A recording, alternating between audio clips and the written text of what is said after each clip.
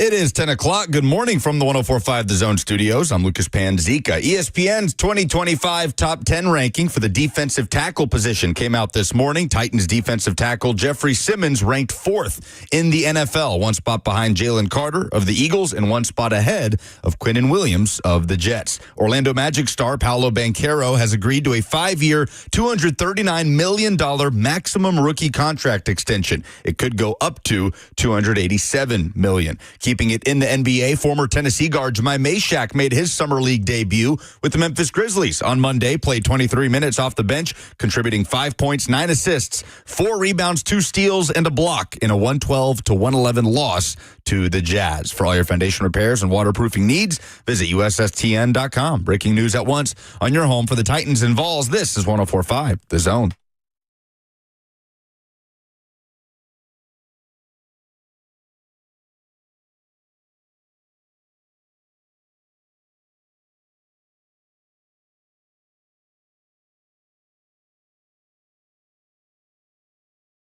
All right, Robert, how many hours? How many hours consecutively did you play this college football game that has taken the world by storm? Good morning. We're happy to have you. It sounds like it's a pretty light news day if I've got Lucas citing G League results. It's not a news Summer day. League. It's a list day. It's a list day. That's fine. We'll make it work. 615-737-1045 is the number if you would like to get involved. F&M Bank Chat, Facebook, YouTube, Twitter, and Twitch, always open for business at your disposal if you choose to live stream the show. How many hours? Tell me right now and be honest. Okay. I got home at 3:30 yesterday. Mm-hmm. Took about 15 minutes to download, so 3:45. Mm-hmm. Played till about 1:30 in the morning. So like 8 hours. Straight through prime time. So you worked harder on your college football dynasty, or rather you're playing from the perspective of an individual player, correct? What are they calling it? My road to glory. Yes. Okay, it's still road to glory. I'm glad they didn't change that. Yes. So you spent more time gaming than you did sleeping. Yes, when you're dedicated to success, when you're dedicated to being the best, it is a tireless pursuit of excellence. And I can't rest on my laurels. My backup is a 4-star. I've got a lot of good guys in my position group. So I just got to stay honest, lead by example, and just make sure that every day I'm coming in there giving my all. The Venn diagram of Robert Walsh and Cam Ward is a circle. What do I like for breakfast? Just committed to the game. What would you like for breakfast is the better question because I have no. You can't have the wonderful KHK Farms Wagyu beef jerky, cowboy beef jerky that I have for you, or what are these? I need to make sure that I get the product correct. Beef snack sticks with cheese and peppers. Oh, yeah. Have you ever had deer snack sticks? I have, actually. Yeah, so if those are anything like that with the cheese and jalapenos in there, I am sold. I will come in there right now. I haven't had the beef snack sticks, but I've had the Cajun Cowboy Wagyu beef jerky that I've brought you from KHK Farms. No, he can't come in here. He's and he's gone. You can hear the door closing. Left the mic on. Left the mic open. In there. No, you have to say turn that microphone on, say one nice thing about me before I give you. You get 90%. It's not potted up. It's not potted up. All right, fine. Use mine. Say one nice thing about me. Your new tattoo doesn't look lame. Thank you. That'll work. Nice doing business with you. Listen, it's like getting a dog to roll over. That's fine. That's fine. It worked. You're like, speak. I just want to make sure that every time he says, this big boss Bert thing, that he understands that I can still make him roll over for beef sticks. Well, that wouldn't matter how higher up he is than you on the food chain. It's what pick your poison here. Do you want the cowboy beef jerky or do you want the beef sticks? Actually, I have enough for both of you to have both. Oh, they're so beefy. Then I'll take both. So thank you very much to KHK Cattle Farms out there in Middle Tennessee, making it happen. And providing the boys with snacks. You know what I always say? Go with KHK. What are you going to try and turn the free stuff that you've gotten from them into an endorsement deal? You're going to try to now pressure these people to pay you money to eat their beef sticks? Yeah, absolutely. Because you know why? When I look at ingredients and the first thing I see, beef. That's all I need. Yep. I know that is the most prominent ingredient. And when you get good ingredients, when I think better beef sticks, I think KHK. That's the only place I get my steaks from over there at the Nashville Farmers Market. So we're Can I get some grateful. beef sticks? Do you want sticks first? I'll take the Wagyu. All right. I'm a classy guy. There you go. An athlete. Look at him. Nice snack. That was not a bad Not idea. just a talking ass. So the F Now that would have been more impressive if he'd have caught it between his cheeks. I think it would have been less where this is going, though. I'll tell you, you're going straight in. Oh, no. That's where all the weight goes. Okay. That's not what most people would have implied The from that F&M, statement. that's fair. The F&M Bank Chat. It's where all the calories are going. Come on. Yeah. Make sure you get that out Give those there. beef sticks back here. Yeah, I feel it. like you should. We should retract the beef Nope, sticks from. I didn't have Lucas. to do anything for him either. No, that's fair. The F&M Bank Chat on YouTube, Facebook, Twitter, and Twitch, 1045 The Zone TV, wants to know what school you are playing for, Robert. And they also want to know your quarterback's name. No, they don't. Yes, they do. His name is Bert. What's plays his last name? What's it say on the back of his jersey? Don't What say is it. it? What is it? No. That's fine. Just post it on Twitter. Just say it very quickly. Very quickly is one because it's just one word, right? It's not you haven't Like hyphenated it. What? That's it. What? One more time? Oh, he already said it. Make it Oh. What school? Half It a beef rhymes. stick in It there. rhymes. That's all I'm going to say. You are an ECU Pirate, correct? I am an ECU Pirate, but I don't want to I don't want to delve too much into my personal career. You know, I'm all about ball, all about what's on the field. But I do think I'm going to look at my options in the transfer portal. He was Already. I could not get him, not that I can get him to pay attention to what he's having to produce on primetime anyway. By that time, usually by the time we get to 7 o'clock, I understand that I've lost the battle for his attention. But last night, when he was yelling in my ear as I'm trying to get the show ready about the competition that he is currently in as the backup quarterback, trying to supersede the incumbent starter because this game is so detailed and so layered that you are literally having to practice rep your way into a better starting quarterback job. That is correct. So Is that specific to quarterback, or if like you decide? I be completely honest, I haven't played the college football game since the last iteration of it when RG3, the last cover. No, it may not. It was Denard Robinson. Denard Robinson is the last time I played the EA college football game. So there's probably been many developments since then. But if you chose to like be a road to glory left tackle, is it going to make you go through those? You can't be an offensive lineman. Okay. You can be a quarterback, a running back, a wide receiver, a cornerback, or an inside linebacker, which kind of sucks because I would have loved to be a guard. I think being you're just waiting all game, just playing the big uglies, and then you're like, oh, they finally called a pull. I get to pull. Yes. I feel like being a corner would be boring. I feel like it would be hard. Very difficult. By degree of difficulty, like a video game corner, that sounds like hell. I would be at Georgia State. But yes, so my coach approached me yesterday and was like, I think you've learned enough. I sat my entire freshman year, had to redshirt. So sat back. So what do? You go to class. You go to class, you pour time into leadership, pour time into mental reps. Grand Theft Auto? Yes, mental reps. It is like insane. is the world that they've created that vast? You don't actually go into class. That you would kind be of awesome. simulate it. If it was like GTA, you're walking around campus. Throw paper airplane, like like bullying nerds. But he was sending me shoving kids in lockers. After practice, go bash some nerds before class. But it does provide you with like distractions, right? God, I didn't want to get this deep into it. Okay, yet. we don't have to. There's time. We still have to talk about it later, but I will give you a little tease with this. My girlfriend was so upset by hearing the drums of this game starting. She it was like Shawshank Redemption. She fell to her knees in the rain and was like, "No, I had time." So I had to convince her. Oh, wait, Andy Dufresne fell to his knees in the rain in a moment of yeah, but you joy get what he's saying. Celebration. Well, but that's what she's doing. She's well, it was not celebrating. She was very upset. So I had to find a way to Love Island this. I had to find a way to get her interested. So there are certain distractions that happen into the game. Are any of the two of you watching Love Island? No, but I've applied 4 times. I'm surprised you haven't. You've applied for who? You or me? To be on. Okay. I would be exceptional on Love Island. I think they need an ugly guy. They need an ugly fat guy there. After you, terribly bad. Finish your Cheyenne. Okay, story. so I had to get her interested in some way. So in the game, you were presented with these options.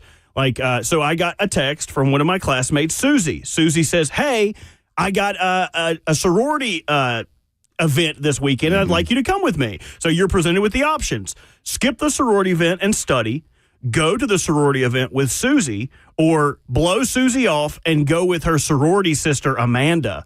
So I'm like, Cheyenne, what do I do? And I see the wheels turning. Okay, we'll wait until 11 o'clock to hear what Cheyenne... We need to flesh this out. I want to know what Cheyenne's decision for your player was at 11 o'clock today, because this sounds entirely too realistic. Yeah. And I'm sure significant others across the country bemoan the fact that this college football game was made available yesterday. I did see some negative reviews based on... Because did you also buy last year's game? I did, yes. Did you like it? 400 hours in the game.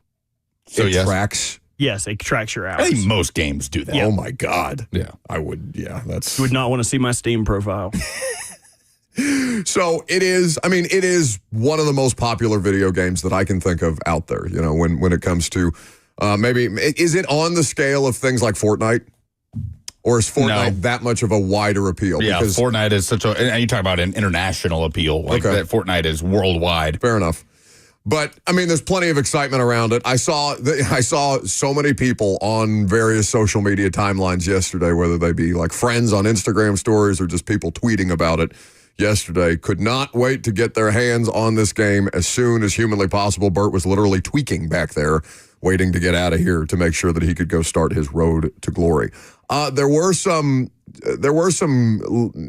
moments of, I don't want to outright call it controversy, but one of the things that did come up, and I believe we did touch on it last week, is that EA College Football puts out rankings prior to the game's release to get the conversation started, which is smart marketing by them.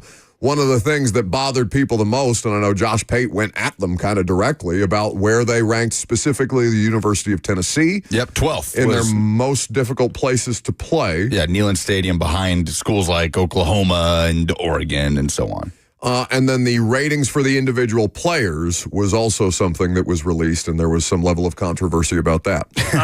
I think the biggest piece around this is, and you guys may have missed this, EA is using pay-for-play incentives that will benefit the college teams. So, hypothetically, say there's a $5 million royalty pool associated with this game. I assume it would be much larger. But if 1% of college football games are played using Colorado, then Colorado would get 1% of that royalty pool. Colorado would get paid $50,000. So, say Tennessee has 12% of the games that are being played on this game, they would make a royalty pool fee for people using their game and for them being popular in the game. So they're finding a way for smaller schools to be incentivized, where like East Carolina was one of the most popular teams to play as last year because people like their uniforms. So if you're a smaller school team, like $50,000 is not a lot of money, but it's not inconsequential either. No, not if you're, I don't know what the operating budget is for, let's just take a local example, MTSU's athletic department, but you don't think they could use an extra $50,000?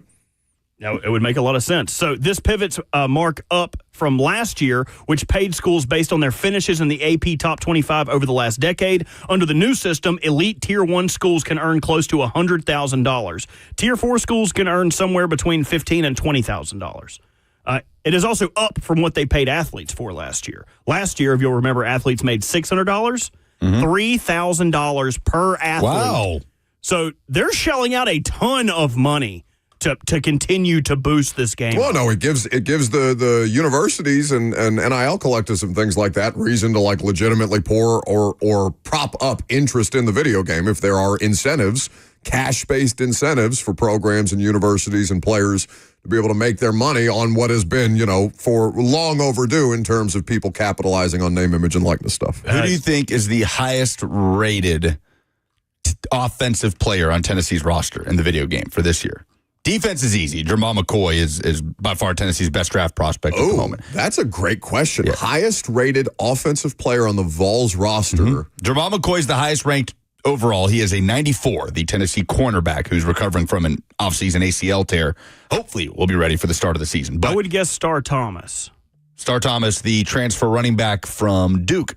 Not the answer. He is the highest rated running back. You're not far off. He is actually number 2. He's an 87. He is the second highest rated offensive player, a transfer from Duke. Well, give us the answer. It's Miles Kitselman, who is a 90. The tight end. The tight end, former Alabama transfer.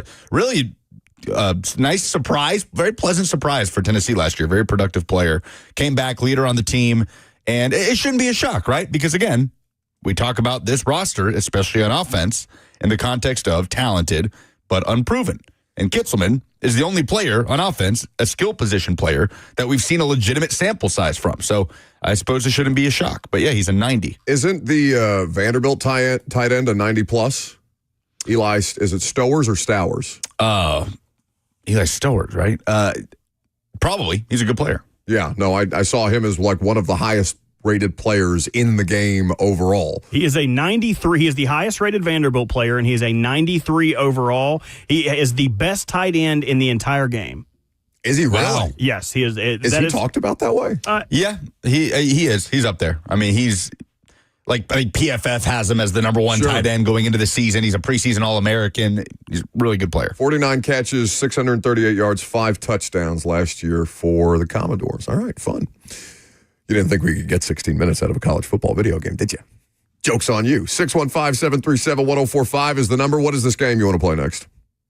Where are they now? A lot of movement in free agency and a lot of names that you might forget about. So I want to test both you and Bert's knowledge of random NFL players, recognizable, but random NFL players, and see if you can tell me what team they currently play for. Is there game show music associated with this? There can be. Okay, let's find out next.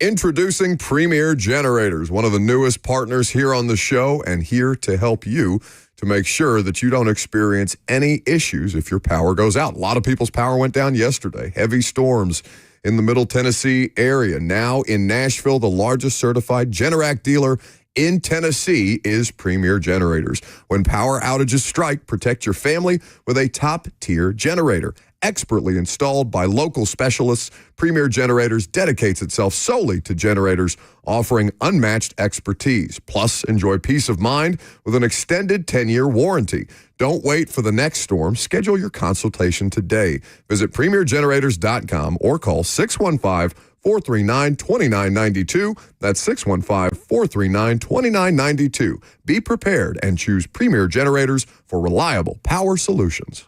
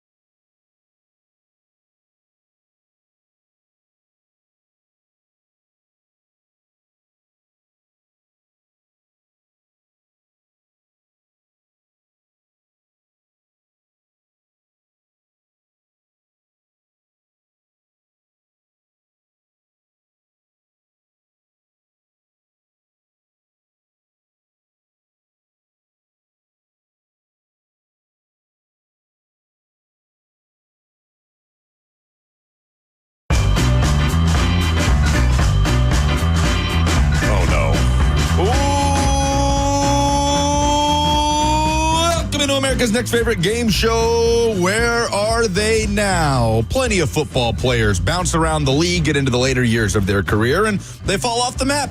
Maybe you forgot about Alexander Mattison.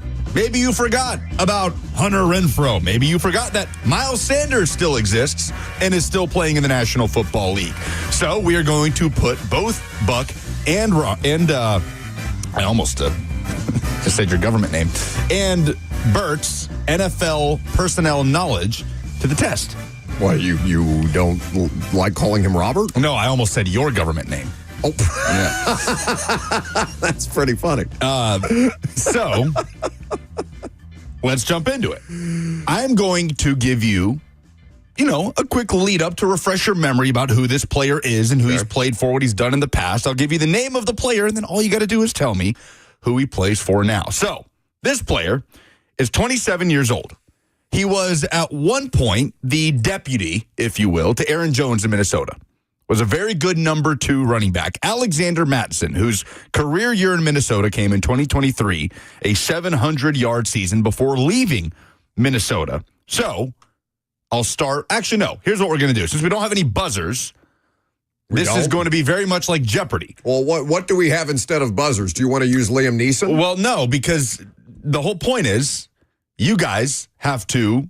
The contest is to see who can say it first. Oh. So I need you to make a buzzer sound. Miami. Okay. That's 1 point for Robert. Now, wait. Don't play with me. That's cheating. No, I just, you didn't know he was in Miami. All right. That was a practice run. You didn't know that I didn't know that he wasn't a Dolphin? That was a practice run. He was terrible with the Raiders last year. That doesn't count. That was a practice run. Yes. Alexander Mattison signed a 1-year deal in Miami. He's still only 27. He just turned 27. I need clearly defined. So what are you going to count down? Yes, exactly. Miami. Like if you know the answer, you have to give me a or a beep, beep, beep, beep, or whatever you want to do. Okay, we needed to understand what Buck's buzzing noise is. What is your buzzing noise going to be? I think it should be, oh, I know. I think that should be your buzzing noise. I don't even think I could get my voice up there. Oh, I know. That's more like Ross than That works. Yeah, that works. So lame. if It's you the same thing you did. if you buzz in first and you get the answer right, you get the point. Obviously, if you get it wrong, then your opponent has the chance to steal. So that one didn't count. Alexander Mattison is a Miami Dolphin. That dude they tried to make him RB1 in Minnesota for like a hot minute, right? Because he was backing up Dalvin Cook at that time. Oh, Dalvin Cook, not Aaron. So at what point was he backing up Aaron Jones? Aaron Jones went to Minnesota last year. I don't know if he was ever backing up Aaron Jones. Because Aaron Jones just got to Minnesota. You're right. You're right. I had those totally flipped. He was the number 2 to Dalvin Cook in Minnesota. Aaron Jones was playing in the division for Green Bay at the time. He was really good in relief. I was going to say, you're the one running this thing. This is a roaring start. Okay. This is where the game begins. So he is a slot receiver. He played at BYU. There's been some drama between he and his former best friend and quarterback and Zach Wilson. He is Braxton Berrios. Oh, that was close. I win by default. Ross, do we have who do you think got that? Oh, he's going Buck? All right. Right. Ross, dude, hey, come on. Ross is the third tie party. Goes to the winner, big boy. No, the tie goes to the runner. Tie goes to whoever Ross says. Are you saying I don't run? Okay. No. Who does Braxton Berrios play for? He plays for the Texans. The Houston Texans. A 1-year, $2 million. That doesn't count either. That's his no, practice round. No. That one counts. That one counts. He is a running back. Used to play for the Carolina Panthers. Used to play for the Philadelphia Eagles as well.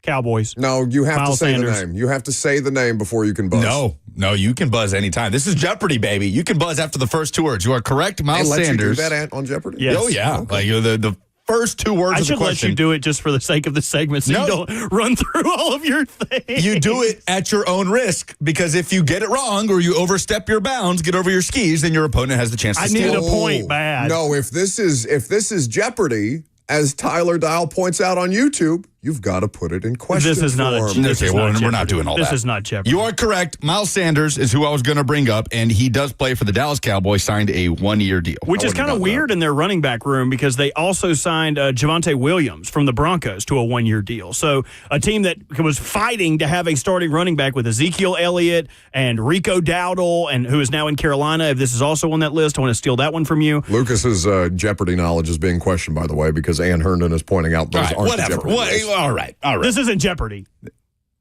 You're right. I don't think you get a chance to steal in Jeopardy. You have to, but whatever.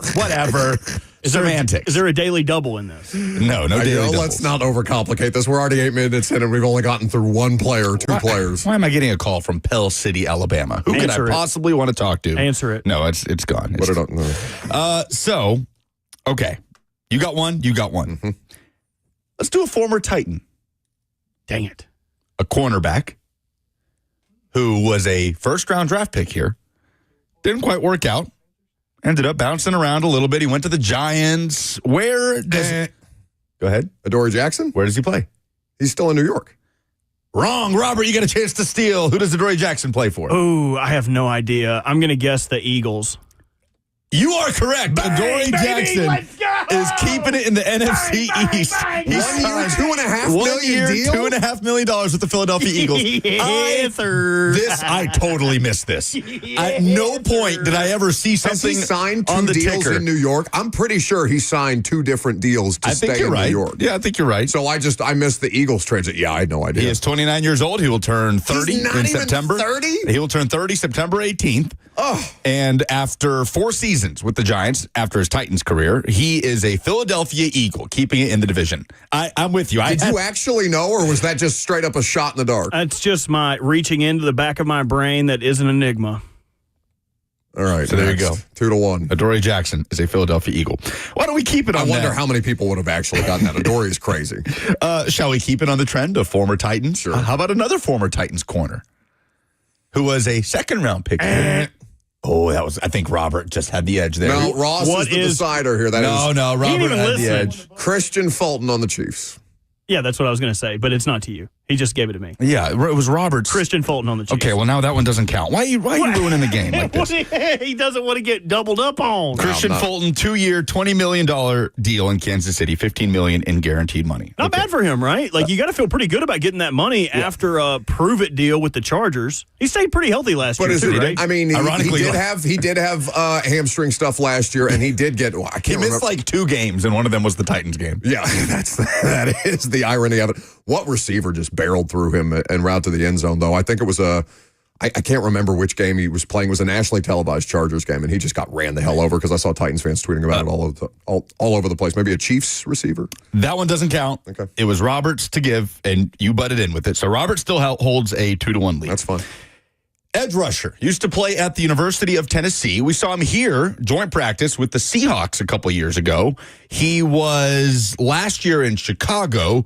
Who does Darrell Taylor play for? Ooh. That's Buck.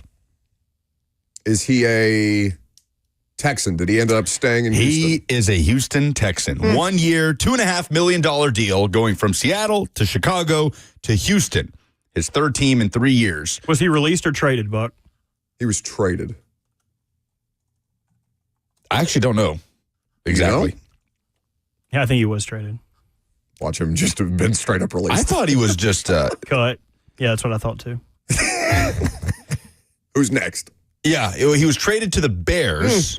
That's what I was. And I think of. so. He was traded. Yes, and then cut. Yes. No, he was traded to Chicago in his last year of his rookie deal, and then was a free agent and was picked up by the Houston Texans on a 1 year, $2.5 million deal. My memory fails me. Okay, 2-2, big boy. 2-2. So let's go to a player that used to play in the AFC South. He was a wide receiver for the Indianapolis Colts. He is wide receiver Paris Campbell. Who does he play for now? Buck? Is he an Eagle? Wrong. Robert? The Giants. Wrong. Same division. He is a Dallas Cowboy on a 1 year deal. He was on the Eagles, though, after the Colts. Yes, but I think he got cut. I think that's right. Paris Campbell, 27 that should have been years my old. buzz in. He's about to turn 28 and he is about to, he's just trying to make the rounds of every team in the NFC East, I guess. The Washington Commanders. What is the winner of this game? Last one on the list. Some beef sticks. More No, beef. because I already have all the beef sticks. No, then I want him if I win. Let's do another former Titan. He was... Stop with all the Titans. What is this? One of the more forgotten names. It's not for you, it's for the audience. Yeah, with that long line of left tackles. Like, this dude was here for a cup of coffee, played a little kind of a swing tackle for the Titans. I'm not going to know this. Offensive tackle Kendall Lamb. Who does he play for? Oh, he played somewhere last year. I'm going to buzz and just take a flyer. Is he... Last year, he was a Dolphin. And he played in the Titans game against the Dolphins. Oh, I know. I already buzzed. Yeah, you got to let him get a guess. Get out of here. Is he a Cleveland Brown? No. Robert, what you got? He is a Philadelphia Eagle. Ooh. Because I remember them signing him being like, ooh, their room got worse. He came. Yeah, one-year deal. He came to the Titans from the Browns, though, right? Correct. All right. Yes, he was here for the 2021 season. Even if I get it wrong, I have to justify it somehow. All right. Back to the receiver well. He had a lot of success in moments with the Kansas City Chiefs, former Georgia Bulldog, Mecole Hardman, who caught the game winner, right, in that overtime win over the Niners in the Super Bowl. Who does he play for? Buck buzzed first. Go ahead. Let him guess. You're winning. It's okay. He is the newest member of the Packers wide receiver. Yes. A one-year deal in I don't Green even Bay. hear him and in. You need to make your more pronounced. He did. 3-3 is the score. 3-3 is the score. See, you're hurt by the fact that Cosell and I are doing divisional previews, so I have that's to the look only over reason these you don't know hour-long this things. because you know this. You know this because you listen to a human audiobook of information. I know this because all I have to do is have the depth charts and then let the human audiobook tell me everything about their scheme. I don't like this. Another wide receiver, a slot receiver who was away from football last year. Oh. Hunter Renfrow, Carolina Panthers. Oh, that is impressive. That is well done, Robert Walsh. Robert 4, Buck 3. Hunter Renfrow came out of football to sign with the Panthers. You're in that one. Okay. If I lose because of Hunter Renfrow, I will feel less bad about that. Well, it was included in his tease in the initial game, so I knew Hunter Renfrow had to come up at some point. Edge rusher. 10.5 sacks last year with the Washington Commanders.Quietly had a really nice season in Washington. Former Atlanta Falcon. Who does Dante Fowler Jr. play for? Robert. We have to have another. Robert got in there. No, Robert, you got it. Who does he play for? Is he a Dallas Cowboy? He is a Dallas Cowboy. A 1-year, $8 million deal. Another under-the-radar because they let signing. They let DeMarcus Lawrence go to Seattle. And he was like, I came somewhere where they want to win. Yeah, that was the whole thing. Yeah. Yes, so Micah Parsons. Was tweeting it was Micah Parsons tweeting back and forth with him. Micah Parsons will partner up with Dante Fowler Jr. They also brought in Peyton Turner. Remember Peyton Turner, the former from Houston? No, he was a New Orleans Saint. No, I mean he played college football. That's right. Sorry, you're right. He did play college football at Houston. Okay, a likely excuse. It's a likely excuse. What is it? 5-3. We're 5-3. Robert. How many do we have left? Is the lead insurmountable? We have 4 more minutes in the segment. Is the lead insurmountable? It's 2. I need to points. win one more. Okay, yeah. Actually, Robert has the game in hand, but there is one more name that will do it for fun. Maybe Buck can get a consolation. He is a former Vanderbilt player, a wide receiver, used to play for the Dolphins. Who does Trent Sherfield play for? Ooh. Robert got it first. Both of you were very inquisitive in your buzzer sounds. Oh, I think he's a 49er. No. Oh, I know this. Oh, well, then say it.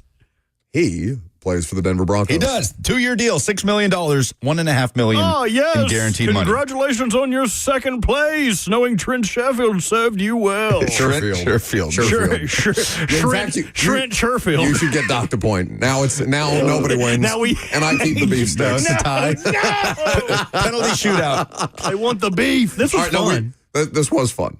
Because somebody said, "Oh, you could tell it's summer or July." Shut up. Yeah, you can. No kidding. It's July the 8th, you morons. You give us something better to talk about, and we'll figure it out. Or you can tell. Yeah, no kidding. I love when people do that. Like, it's definitely July. Summer. Does anybody do that with any other occupation? Like going into car dealerships and be like, "Oh yeah, it must be October." Must be truck month. But yeah. Yeah, no kidding. You mouth breather. It's July 8th. God. We're just crawling on our hands and knees to training camp. Well, God forbid we try to come up with different ways to entertain you. I'm just so angry. All right, Robert's the winner. Yeah! Play my music. You have music? I don't. I need music. You're in control. You would be responsible for playing your music. You have This to come would up be with my something. music. This would be my music. Great show today. We're ending it 2 hours early. Appreciate everybody listening. I kind of want to for the people that say, "Oh, you can tell it's July."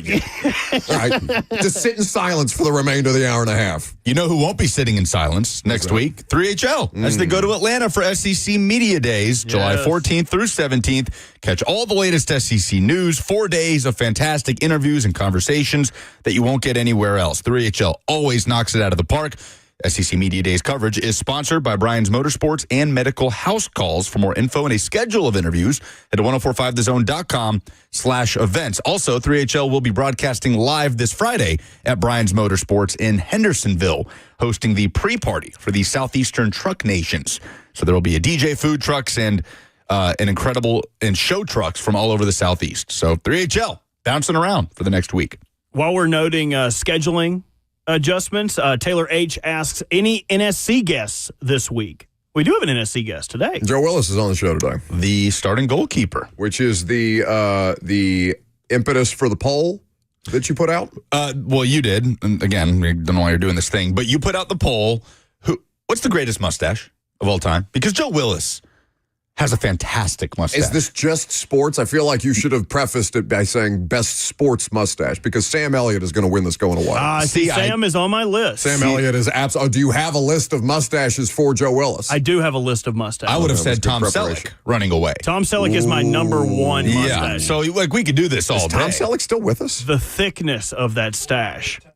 Tom Selleck. What is Ross mouth breathing back there? I can hear. Turn his microphone on. What do you want? William Howard Taft.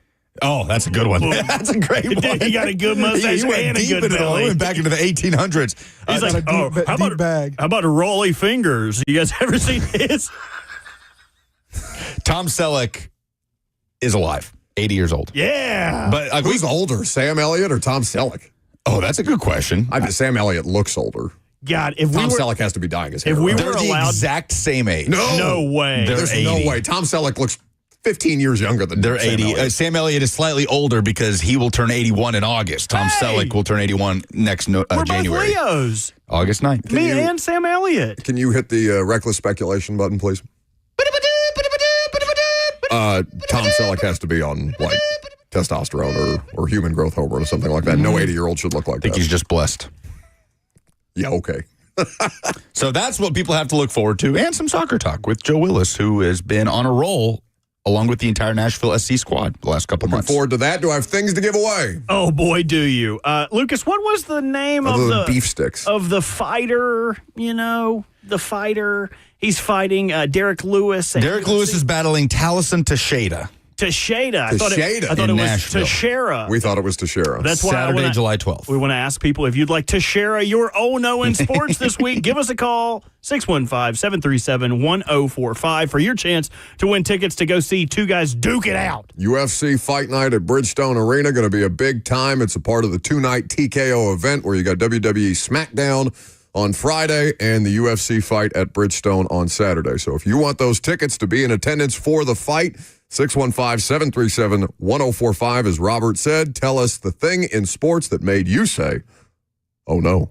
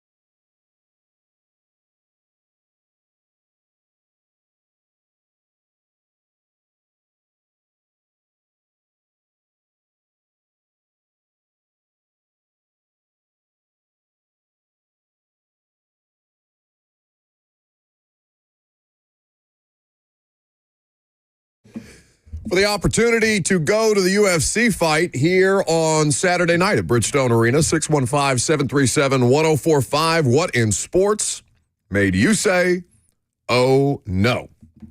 Now, I want to preface this by saying that the idea behind my oh no is an excellent one because the Predators Foundation, Nashville Predators Foundation, they do a lot of great community work. I believe it was last week they took the prospects and the Preds development camp prospects out into the community, did a lot of good stuff in the community, and it did get picked up for the good works that they were doing, but it also got picked up by a couple of people in the marketing world who had some criticisms of the attire that the Preds prospects had on. Can I hear this video courtesy of Evan_Hand on Instagram, please?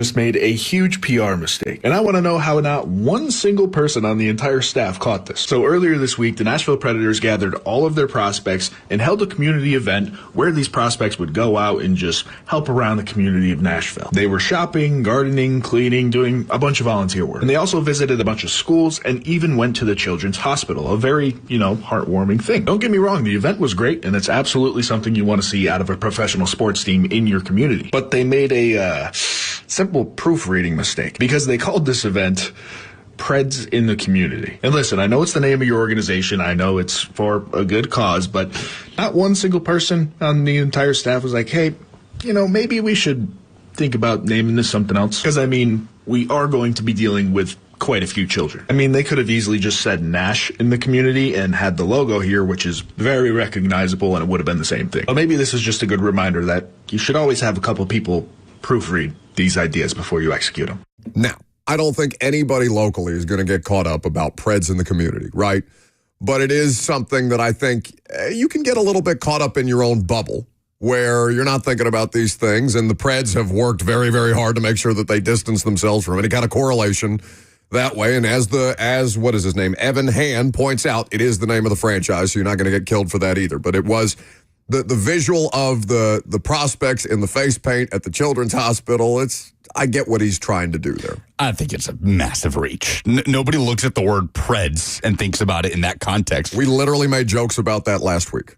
About what? About the word Preds. What were we doing related to, it was, we had a segment. I don't know if it was just you or me. Lucas may not have been here. I love that we can't ever remember what we did with anybody else in this menage a trois of what we've been doing. I agree with Lucas. It is a reach, but I do think that it will be a funny, memeable shirt. And my point to that is you can buy that shirt right now on eBay for $20, which I assume they gave out free at the event. Probably so. So no one sees the word Preds and thinks Predator in that context. If it said Predators in the Community, then yes, it would have been a massive proofreading mistake. But he suggested Nash in the Community, like Nash? Yes, I think they should have had Smash in the Community. Or like Nash, like the mascot with the G before the N. Like I think this is a swing and a miss. The visual, I think, is what he's trying to get at more than the actual audio conveys. But, it's just a slight oh no. Mine goes down to Dallas. Joe Milton is the backup quarterback down there. Quickly, somebody said on YouTube, going to wear my Preds in the Community shirt with my ass MLB hat. Now, the MLB hats, that's a massive like those do not belong in the same conversation. So the Cowboys traded for Joe Milton in the offseason. And this feels like an inevitability wherever Joe Milton lands, whether it's in college or the NFL, because I stumbled upon this on my timeline. Dan Rogers, who is a writer, podcaster, blogger, Cowboys fan guy on the internet, quote tweeted a video of Joe Milton dropping a dime as he just lobbed a ball to a receiver, nobody defending him, no pads on. Sure. We know how that goes. Routes on air. And the quote from Dan Rogers is, many fans wouldn't want to entertain this. But if Joe Milton turned into a legit star, it would be the single greatest thing for the Cowboys.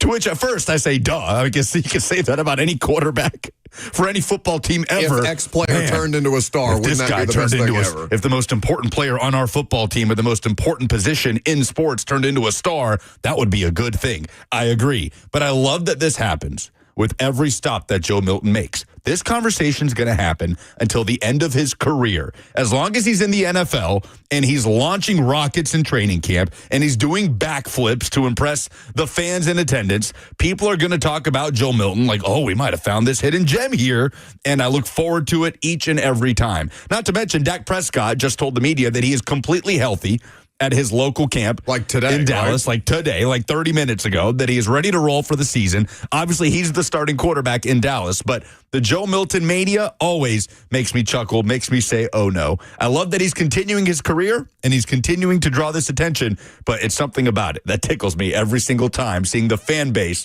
of every team he joins thinking, oh, we might have something here. Joe Milton... Are we going to do this? Is Joe Milton going to be one of these guys that we do this with every offseason? Like, no matter where he's playing, like, if Joe Milton hits, in the same way that we did it at Tennessee and as a college football prospect, where we're just like, if this guy hits, it's over. You know, it's excellent. Look at him. He's a freak. He can backflip. Yeah. Look how far he can throw that orange. You mean to tell me this guy can't play quarterback in the NFL? How long until he just is what he is, man? Like I think we've already accomplished that he is what he is thing. Tell that to Cowboys fans that are about to watch him crush it in the preseason. We did this last year when he got drafted by the Patriots. It was great. Giardi was like, did you guys know this guy could backflip? Yeah, why did you guys tell me Joe Milton could throw it 100 yards? The problem was he was good for the Patriots. He didn't have a bad game. He looked awesome in preseason. And the one game he played for them, was incredible. So, like, I understand why, if you're looking at it, if you didn't watch college football at all, you're like, 100%. This guy has been nothing but incredible in the NFL. We just need him to have a Joe Milton moment. We need him to have a moment in a preseason game where it's like, okay, now I see where he runs out of bounds at the game or something like that. It's a lot of fun. Is that a Joe Milton moment or is that too harsh? I don't know. That's also a Nico moment. Definitely a damn drive-by on him. Go ahead. He ain't even your quarterback anymore. Let him have it, Lucas. He's been waiting for that one for a while. Definitely on Nico. when it happened, it was like, he's a young player. He's allowed to make mistakes. My oh no in sports is, last year when College Football 25 came out, I tweeted some notes to EA because I'm not going to expect them directly at EA? Yes, at EA College Football 25, which has now been deactivated and has been changed into College Football 26. I tweeted them some notes because I'm not going to expect you to know all the little quirks and kinks of every small college in America. So I wanted to give them a little bit of information on East Carolina so they could fix these things for the experience of the Pirates. They fixed one of these things, which was a major step. They added the inflatable pirate skull into the entrance into the stadium. Big jump. The two things they did not fix. We do not have a touchdown or a cannon going off on touchdowns, which is one of the coolest. That seems like a missed opportunity. The coolest things to do, like opportunities to see at a game in Greenville, is when the military sets off those cannons every time ECU scores a touchdown. We don't have cannons anymore. We had them in the old game. I don't understand what the big deal is. The Pirates, this is my biggest bugaboo. The Pirates have never, nor will ever, be referred to as the Purple Pirates. So every time they're introducing him, and here come the East Carolina Purple Pirates. We are not the Purple Pirates. East Carolina Pirates. That's like the Evansville Purple Aces. You're right. They are the Purple Aces. Yes. But, like, we are not, the color does not need to be associated. We have purple gold chants, like, similar to this side will yell purple, this side will yell gold. We're not the purple and gold Pirates. So fix these things. I'm gonna tweet them again. Give them an opportunity to fix their mistakes. But this is becoming negligent at this point. I'm providing you with the information to fix your mistakes, and you're shunning me and keeping me in the dark, and I'm having to play with a team that I don't recognize. Nobody wants the UFC tickets. I'm shocked by this. I am too. The demand has not been very high. Maybe they forgot we're giving them away for UFC Fight Night this weekend. You can go see Derek Lewis take on Teixeira. He's a kickboxer. That's all I know. But it's going to be a good fight. It's going to be a good a night in Bridgestone. Is this the first UFC event that Bridgestone has held? They've had UFC fights before. Mike Chandler's fought in Bridgestone. Oh, right? Okay. That was probably a big homecoming. But Saturday, this Saturday, UFC at Bridgestone Arena. I just assumed that would be a hot ticket. I did too. I wonder, I have no idea. Is there, I would think UFC on Broadway would be like a big thing. They're doing it on the damn White House lawn. Oh, yeah. I'm legitimately surprised nobody wants these UFC tickets. How hype is Dana White that Donald Trump is out here talking about hosting UFC fights on the White House lawn? Whatever, man. All right. College football, EA College Football 25 is way too realistic. We're going to explain how coming up next. And also some interesting comments from the Big 12 commissioner about the state of college athletics. I'm Buck Rising. It's 104.5 The Zone.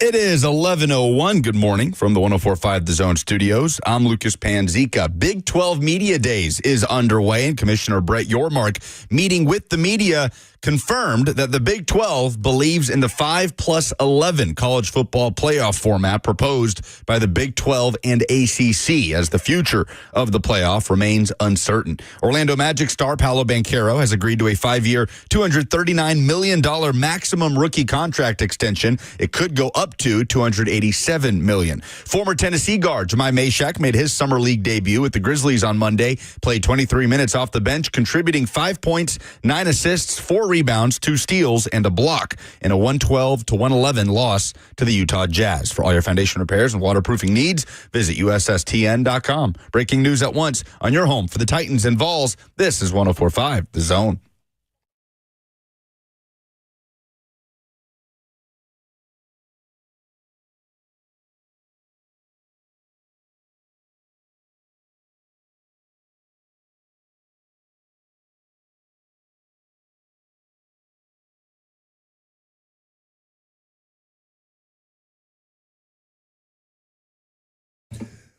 So I don't know if I want to reward people that waited until the segment was over to call in about these UFC tickets, because we gave you ample opportunity to call in and win the UFC tickets. But as soon as we said nobody wants the UFC tickets, the line's loaded up. And because Bert is nicer than I am, we're going to give you the chance to win them. 615-737-1045 is the number. If you call in and tell us what in sports made you say, oh no, we will run through those here in just a second. There are also updates coming out. Is this Big 12 Media Days that's going on, or is this just Brett Yormark, the commissioner, speaking on a couple of different things? Media Days has begun for the Big 12, and he saying some interesting stuff down there. All right, so we'll get to that. Also, the new college football game is entirely too realistic. Robert has firsthand experience because he played it for 8 straight hours yesterday, which is enough to say, oh no, about. Have you guys seen this video that's making the rounds on the fight that took place at a golf course? Being tossed into the river, yes. There is a video. It's currently on Pate and a couple other people's timelines, Lucas, if you haven't seen it. And we can't play it because there's way too much profanity in the middle of it. But there's a dude, very, very broed out looking golf dude. He looks like he's playing in Crocs also. Did you look at this man's footwear? The guy who gets his ass kicked? Yes. No, I was not looking at his footwear. I was looking at the veins popping out of his neck when he was asking to get his ass kicked. He literally takes off his golf glove like that means that the guy is ready to literally drop the gloves and fight this other person, because off camera you hear somebody yelling at him, "You've been on this hole for 23 minutes. Keep it moving." And there's nothing worse if you're a golf player than people who play too slowly. What's the appropriate, what's the max amount of time before it just gets obnoxious? I don't know, but 23 minutes is way too long. That's a long time. I mean, I feel like you should always just let smaller groups and people that are obviously playing faster than you play through. Agreed. So the guy who is being adversarial and is taking too long on the hole is the guy that is the same person that's yelling at a dude who's sitting on the golf cart waiting, or telling him, hey man, hurry up a little bit. Just start screaming, you effing, this, that, and the other. We'll fight, this, that, and the other. Guy keeps jawing at him. And then he starts to walk towards the dude that's sitting on the golf cart as if he's going to swing on him. The aggressor immediately gets picked up by the man who is on the golf cart and flung into a water hazard, and is made to look immediately like a fool. That's a better oh no than any of the three of us submitted earlier. Fun fact about the guy who threw the man into the lake, the guy that was doing the ass whooping, he actually doubled as the Jolly Green Giant in the CGI commercials. So you know that for a fact? No, I just made that up. But he's just massive. Like, why would you pick a fight with this guy? So Do you know that for a fact? The three state your references. The 3 biggest takeaways from this fight. Guy gets out of the water hazard, by the way, and starts to walk towards the dude that just tossed him in, throws one punch, and then the guy has, to your point, he's significantly bigger than the other dude. Guy has more reach on him by a mile, and just decks him in the side of the head, gets picked up again and thrown again. What an idiot. While screaming, bang, bang, bang, every time he's getting hit? While he's punching him in the face, he is going, bang. If you yell bang while you punch someone, it will make the punch more powerful. The best part of the whole video, when I the old adage, like dudes are like would say hell yes to this. Yeah. The guy rushes at him for the last time, and the guy just like under throws the hell out of him, like tosses this dude like a good 4 feet. Well, because the guy, to your point, the guy who's running at the dude on the golf cart gets a running start. So all my man has to do, it's kind of like when you see a defensive lineman against an offensive lineman, and the offensive lineman goes to block him, but he reaches, so he loses his balance, and the defensive lineman just grabs him by the back of the pads and throws him over. That's basically what happened here to this one dude who took 23 minutes on a hole. And this has been explaining internet videos on the radio. Yeah, I just figured it was better than going right to phone calls that took people way too long to get in here for. All right, what in sports made you say, oh no, let's start with Wayne?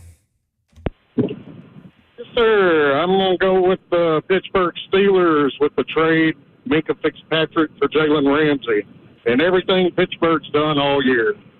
Okay, not satisfied with the Steelers' offseason plan. I think some people have voiced concerns. I don't know if it's quite the I mean, do we feel bad? Robert is enjoying it because he's a Ravens fan and he wants to see Pittsburgh's downfall. But I mean, I just don't think they got better. You know, like, are they appreciably better? They're better at quarterback, that's for sure. They are better at quarterback, but even, he comes with some questions, and I'm not going to bank on the 42-year-old being appreciably better than Russell Wilson, who was clearly washed at, what's Russ, 37? I think he will be appreciably better, but I get what you're saying. We'll see. James up next. Hey, James. Hey, yeah, my O&O is the Atlanta Braves, and really just sports to watch in July and August. Okay, Four not a fan pitchers of down from the opening day. Not there. They got to have 25 wins, or 20. They can only lose 25 games. Go 87 and 75. That's not going to do it. So, unfortunately, I got to find something to binge watch. All right, I'm sorry for your loss. The Braves fans going through it. Has Will spoken on the state of his baseball team in a while or not? I don't know. They are 39-50, currently fourth in the East. And I think that's well below expectation. All right, Trent. Let's see what Trent's got. Hey, what's going on? So my O-no's got to be the Nationals firing and then blatantly trying to blame the players for their downfall. Thank you for the call. They fired both their manager and their GM. And blamed the roster. Okay. I haven't seen the comments publicly. I don't know. Here, Trent, has ownership gone after or made comments specific to the players, or who is denigrating the roster? It's pretty much management blaming them to get the heat off their back. Well, they just fired management, but I guess there are other people there. The Nationals have been down bad since they won the World Series, and it's felt like a long time since they've been relevant in the Major League Baseball scene. All right, these are all pretty mid so far. I'm not going to lie to you. Amber in Murfreesboro. Let's see what she's got. Okay, my oh-no is last night in the Summer League, Memphis Grizzlies, Utah Jazz, Jalen Wells hits a three to win the game, but his toe was on the line and they lost. Or to tie the game, excuse me. Toe was on the line, they lost. That's a better submission. That's a good one. No. All right. It's a good one. We Even though it's Summer League, it's a good one. I think Amber wins. And not because she paid me $20 to say that. Don't even allege that.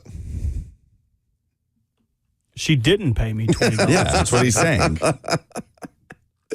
All right. Congratulations to Amber. She's going to the UFC fight on Saturday night at Bridgestone Arena. Now, again, we do this at 10:40, not at 11 o'clock. I don't know why you all waited so long to call in for oh no, but that's fine. We'll do it again next week. All right.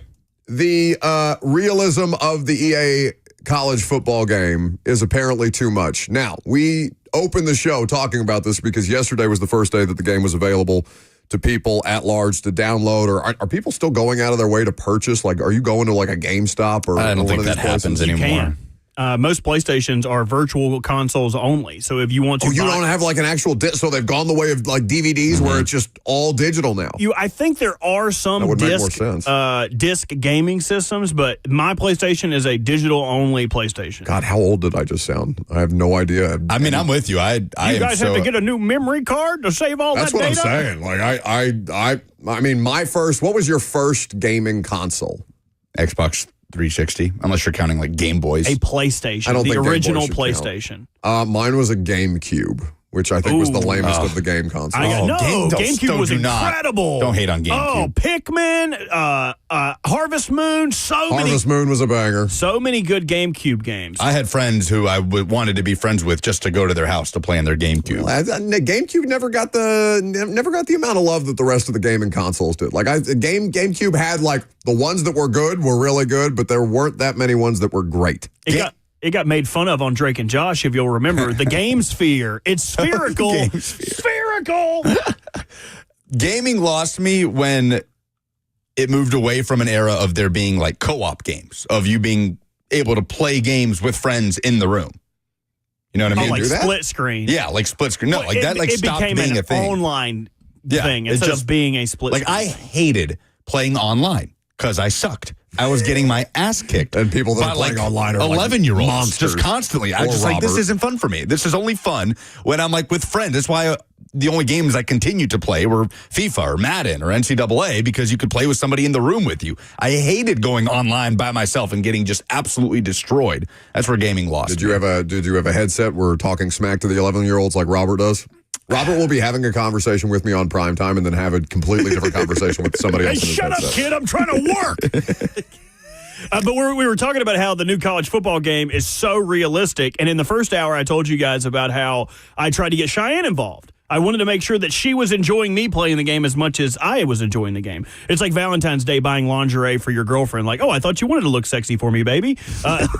So I'm trying to get her interested in the video game. That feels like a losing proposition for you to go out of your way to buy your girlfriend, or any man to go out of their way to buy lingerie for a woman. Like, it's like buying clothes or jewelry for a woman without first getting the advisory. Hey, do you know what my size is before you go out there and buy something that I probably don't want to wear anyway? I just get the biggest one. Anyway. So the game is super realistic. I was prompted with the opportunity to study with one sorority girl, go to a party with a sorority girl, or dip on that girl and go with her sister at the same sorority. Her sorority sister. Her sorority sister. So I asked Cheyenne, what should I do? How should I? She said, dump her. Go with her sister. She sent me out there with the other girl. So I did. I was like, okay, really? If Cheyenne's going to do this, if she wants me to be a dog, if she wants me to be a campus legend, then I'm going to be a campus legend. The next thing I was prompted with was, you have upset Amanda, who was the initial sorority girl. She has leaked your DMs and with her disgust. Some of them were pretty embarrassing. So Cheyenne got my Johnson leaked all over virtual East Carolina. Picks? Yes. The game incorporates Richard Picks? I'm a redshirt freshman. I just turned 19. Is this exclusively because of Carson Beck? I don't know. I don't know. But there is a little sign that will say risk to let you know there is risk associated with these choices. It was like, hey, do you want to skip your workout and come day drink with us? It's like, okay, you could have a lot of fun in college. Does it really? It gives you the option to day drink instead of work out? Dude, it is crazy. That's insane. Like That's too much. You're offered an illegal substance at a nightclub. Do you take it and enjoy it, or do you? That matters to me. I want to know what illegal substance I'm being offered before I decide whether I want the illegal substance or not. I love that they're doing that at, like, you could be playing at, I don't know, just what's the most remote, like East Mississippi Community College? Is that in the Eastern game? Carolina. It's not like that's super remote, but not that, Eastern. East. We're not Eastern. Whatever. We're East. Whatever Carolina directional school you're playing for. That's fantastic. That's awesome. It says that she leaked your DMs. Yes. I wish I took a picture of it. Like you're playing for UMass and you're getting offered something at a nightclub in Amherst, Massachusetts. Well, someone committed to liberty Amherst and was is comedically as good as you could have gotten with that. All right. Hats off to the folks over at EA. I don't know. That feel like that's just doing too much. Like screen time is an epidemic in this country anyway. You're going to take up people's time even more by the potential of making a decision in a college football game that gets your Richard Picks leaked. It's tough. Unbelievable. It would be bad if I wasn't a bank walker. All right. We are going to get into the 3 most important games for the Vols to win this season coming up next.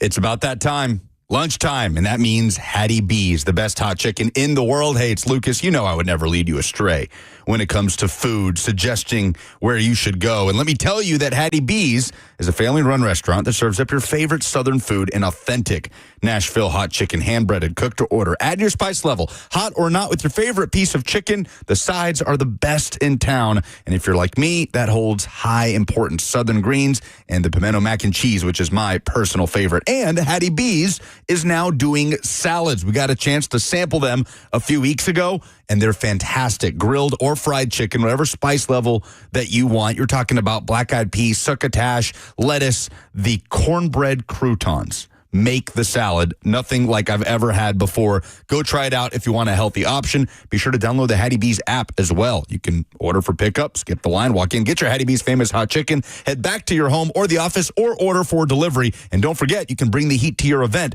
Hattie B's does catering as well. Go to HattieB.com and download the Hattie B's app today. And I'll see you guys at Hattie B's.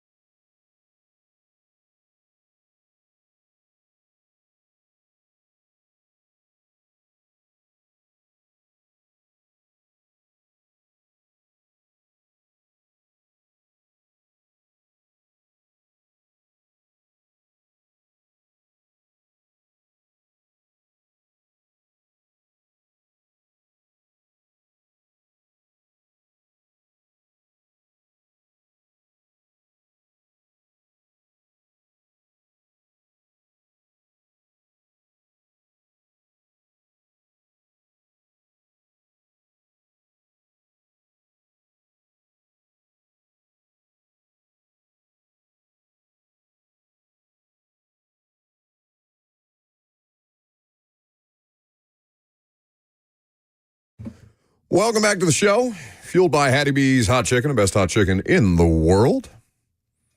It's Burger Week, Nashville Scene Burger Week. And Hattie B's has partnered up with Joyland, which has a location I know for sure in East. I don't know how many locations there are in Middle Tennessee as a whole. Lucas lives in East, but you haven't been to Joyland yet? It's been on my list for a long time. It's a solid cheeseburger. Cheeseburgers are my kryptonite as far as the foods that I shouldn't be eating or used to eat way too much of, and now I've tried to get away from. You can still get me with a good cheeseburger, and there's so many good ones. Hattie B's has a hot chicken cheeseburger with the folks at Joyland that I'm going to text our buddy Nick Bishop Jr. about and see if we cannot have a Hattie B's hot chicken Joyland burger situation by the end of the week. Oh, please. That'd be fantastic. Yes. I find myself, I love a good burger, like anybody. You can have variety. It can taste different everywhere, all of these things. But I find myself craving hot dogs more than I do burgers. That's crazy. That's crazy to me. I've never heard anybody say that. That's very crazy. I know. Cheeseburgers are a superior product. I agree. Okay. I would say, in a vacuum, all even, that cheeseburgers are the superior food. But rarely do I sit there thinking, man, what I would give for just a cheeseburger right now. But I find myself saying that all the time about a hot dog. I always want a hot dog. I feel like Please clip that. He said that he made eye contact with me for the first time in months. It was very disorienting.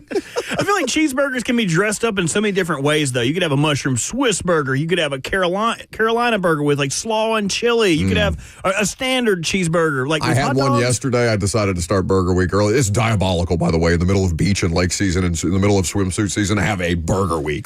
Come on. Help me out here. I think we need to bring back medieval standards. We need to bring back the belly. Bring back as a standard of beauty? Yes. That man is well fed. He looks like he would be very fertile to fill my house with children. Affluent. Hold on, but are you alleging that hot dogs aren't versatile as burgers? Yes, that is exactly I think hot dogs are incredibly versatile. Hot dogs have versatility. Only because you could add them to beans. I'm saying the traditional hot dog. No, you could do a chili dog, a Chicago dog, a Seattle dog, maybe some barbecue sauce, maybe some cream cheese. Who craves those, though? Me. The people that have made an incredibly successful daddy's dog business model off I don't of them. crave a daddy's dog. I crave something to put in my mouth when I'm drunk. I crave a mushroom Swiss burger. I crave a cheeseburger. Yes. If I'm going to crave a hot dog, I'm going to crave a hot dog all the way. That's the only way I'm going to eat a hot dog, if I'm going out of my way to get a hot dog. I'd be lying if I said my cheeseburger craving came about sober yesterday, but we got it done. We are not fighting the July is tough for sports radio allegation. Well, that's just a conversation. People are so lame with that, by the way. Oh, you don't have enough things to talk about. Yeah, we don't. Tough. But today we do. Ironically enough, we just, we get down these paths of our own. This will happen during the middle of football season, too. What is your complaint going to be then? Oh, you can tell it's September the 27th. You could tell these guys suck at their job. Yeah, well, that's really what it is. Put it to a poll, hot dog or burger. You have direct control over these things. So I don't. If you'd like to put it on a poll, you may do so if you want. What's the most important game on Tennessee's regular season schedule? Well, I think we should look at least three because this is going to be a difficult season. Not a difficult season. Their schedule is far from the toughest in the SEC. I think that might be, and I heard a snippet of Ramon and Will talking about this yesterday where they were alleging that Oklahoma had the toughest schedule in the SEC. And after looking at Oklahoma's schedule myself, I would probably be on board with that. Tennessee's it's maneuverable, even if they are not the best version of themselves, or we don't expect them to be the best version of themselves this year. But as you look at what they have with the opening game in Atlanta against Syracuse, we'll just read the full schedule. Home for ETSU and Georgia. Home for UAB. They're at Mississippi State. Their bye week is October 4th. Home Arkansas, 2 road games at Alabama, then Kentucky. Home Oklahoma. Another bye week. Home for New Mexico State, at Florida on November the 22nd, which is the weird thing. about the schedule, and then their rivalry week game home for Vandy, which should have a good bit of interest given Diego Pavia's preseason comments. We'll see if Vandy season holds up by the time we get to November 29th at Neyland Stadium. No true road game until week 5 is interesting, and that first true road game is Mississippi State, which, that holds its own as an environment and the cowbells and all of that, but Mississippi State, if I had to guess, I bet Miss State is picked last in the preseason poll, media poll in the SEC. So your first true road game against, a team that you won't be favored against is Alabama, and that's all the way in October 18th. Mm-hmm. Well, what's the first game to you when you are polled? I know we're doing the 3 most important games, but is there one on here that comes to you as the most important game? Okay, obviously it's this one. The most important game. I mean, I think it would be disingenuous for me to not say Georgia, even if they're going to be underdogs they'll be home underdogs. Yeah, I thought you might say that, and a lot of people would say that, but I would disagree with that. I think going into the Georgia game, expectations will be what they are. Tennessee will be, what do we think? I'm curious what the spread is. 9.5, 10.5? What would you say the spread is for Tennessee, Georgia in 2025 on FanDuel? I imagine that they'll be double-digit underdogs going into that game. I just don't think anything about the 9.5-point favorites are Georgia at the moment. No, that's the win total. Excuse me. I don't have the line yet. I don't think that game makes or breaks your season either way. No. Unless you beat Georgia, the perception about Tennessee in 2025 won't really change. Now, Georgia has its questions. Georgia is a team that is going to be more talented than you. Well, yes. That's kind of where my thought process was. Georgia has its flaws this year, too. Sure, and they have to show that they can get back to the level of defense that they've been playing over the years under Kirby Smart, that they're going to be able to run the football consistently, which they could not do last year. They need better wide receiver plays. Zachariah Smith comes over from USC, a major get in the portal. But okay, what do you have in Gunnar Stockton as your quarterback that had to kind of hold it down in place of Carson Beck? I don't think he's convinced anybody, though, necessarily down there. So they have their questions. That'll be their first major SEC test in week 3, which will be very interesting. But if you lose to Georgia by 10 or 12 or 14 or whatever it might be, then nobody's really changing their opinions on you. I don't think it sets the tone for the season the way the Florida game did for so many years in that spot. How about this, then, based on that context? What about home for Arkansas?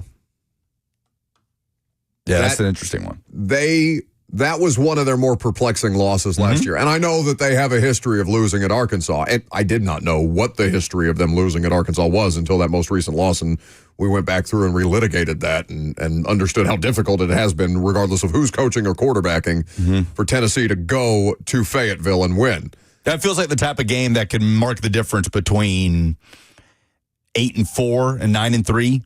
Potentially, if we're to say that, that's kind of based on how you've outlined this. That feels to me like a game that should be a critically important win, one that we expect you to win. But it's not fair to just assume that Tennessee is going to be able to beat Arkansas because they should have beat Arkansas last year. No, and Sam Pittman's back is kind of against the wall there. He has to show something this year. We had Mike Bratton, SEC Mike, on here last week, and we asked him about the most exciting year 2 potential leap for a transfer quarterback in the SEC. He said Taylon Green. He is very high on Taylon Green, the former Boise State quarterback, going into year 2, playing under Bobby Petrino, who I bet a lot of people have forgotten is the offensive coordinator at Arkansas, back in Fayetteville. Not Sam Pittman. So if you're to look at 2 games where you certainly won't be favored, losses will be expected, those would be Georgia and Alabama. Let's say that it's status quo and you lose those games against teams that are just more talented than you, then that's 2 losses on the schedule. If you want to go 9-3, which I think would be punching above your weight for this year with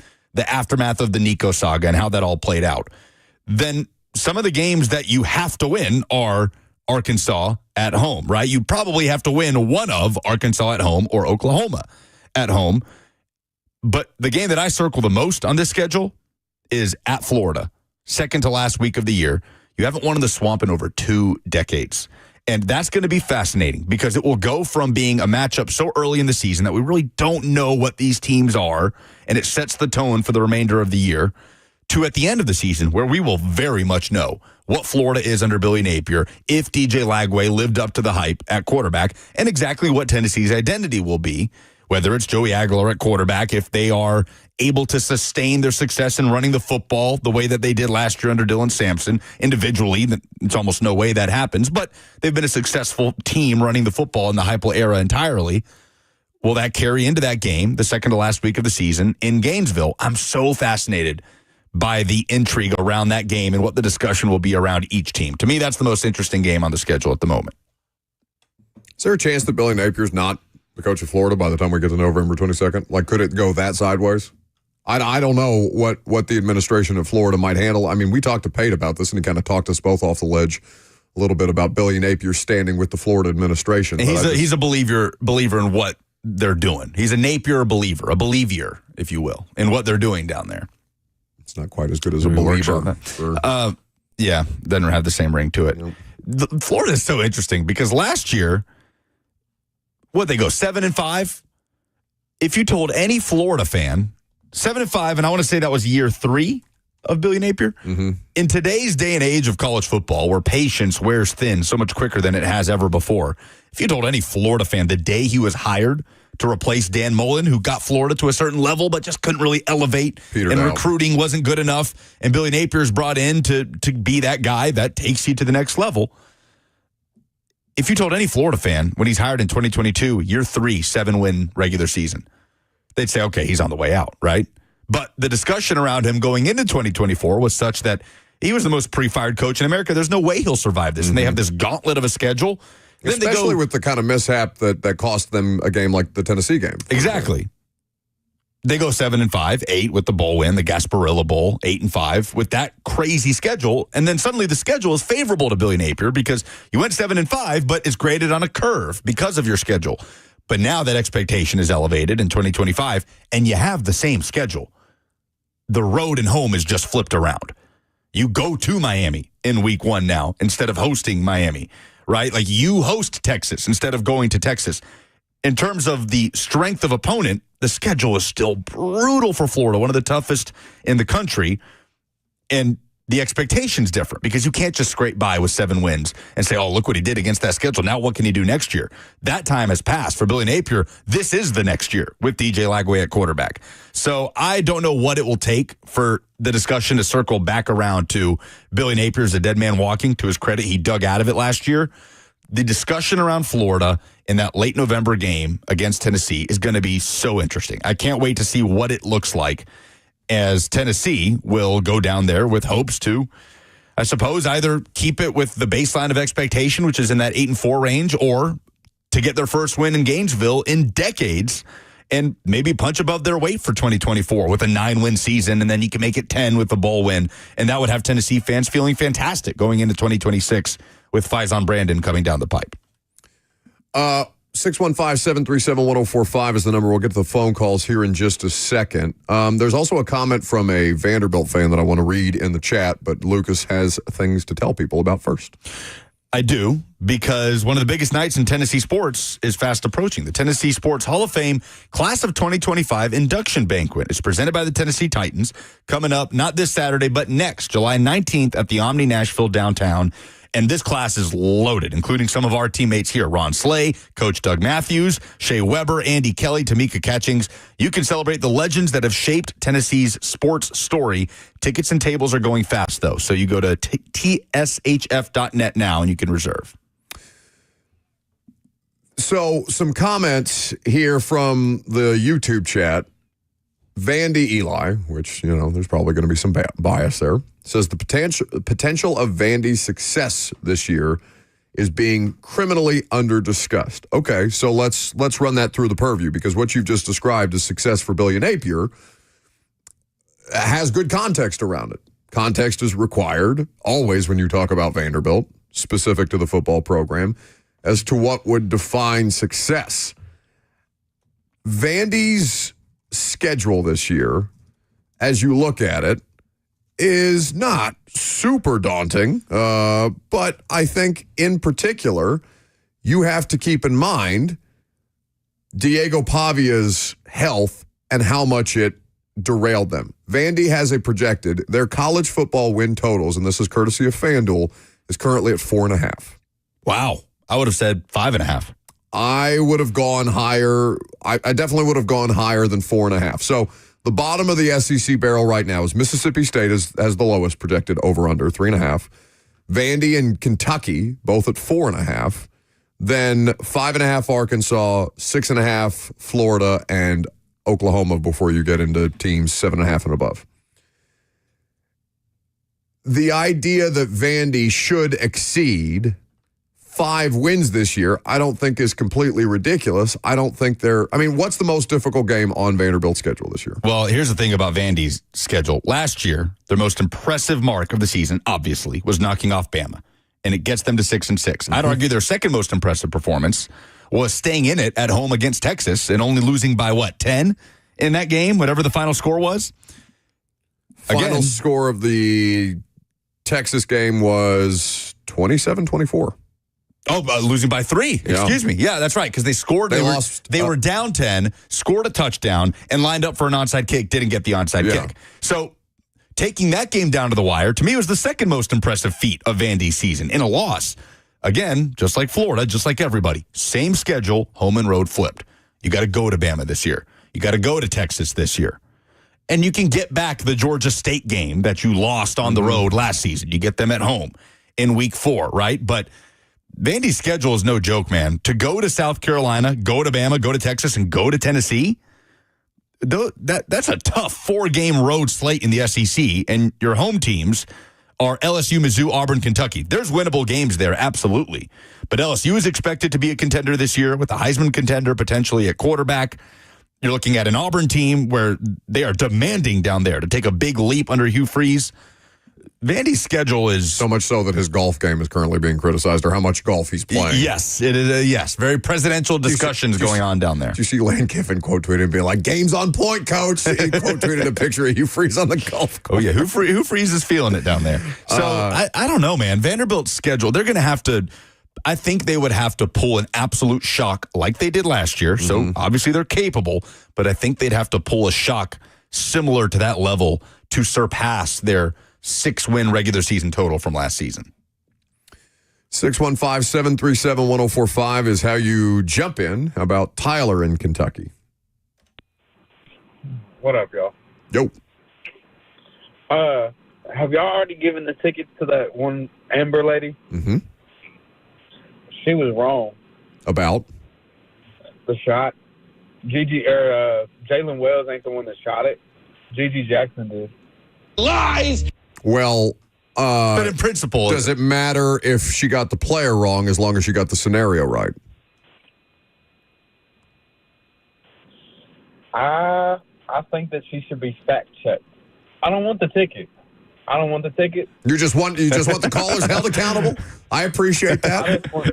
You're welcome. Well done. It's a slight correction. Quality control. That works. Okay. In principle, Tyler in Kentucky. She had it down. See, don't come in here. Ever since that one guy lied to us with his Friday Fire, the callers have been on notice that we, either us, and not usually us, but the audience, they'll fact check you.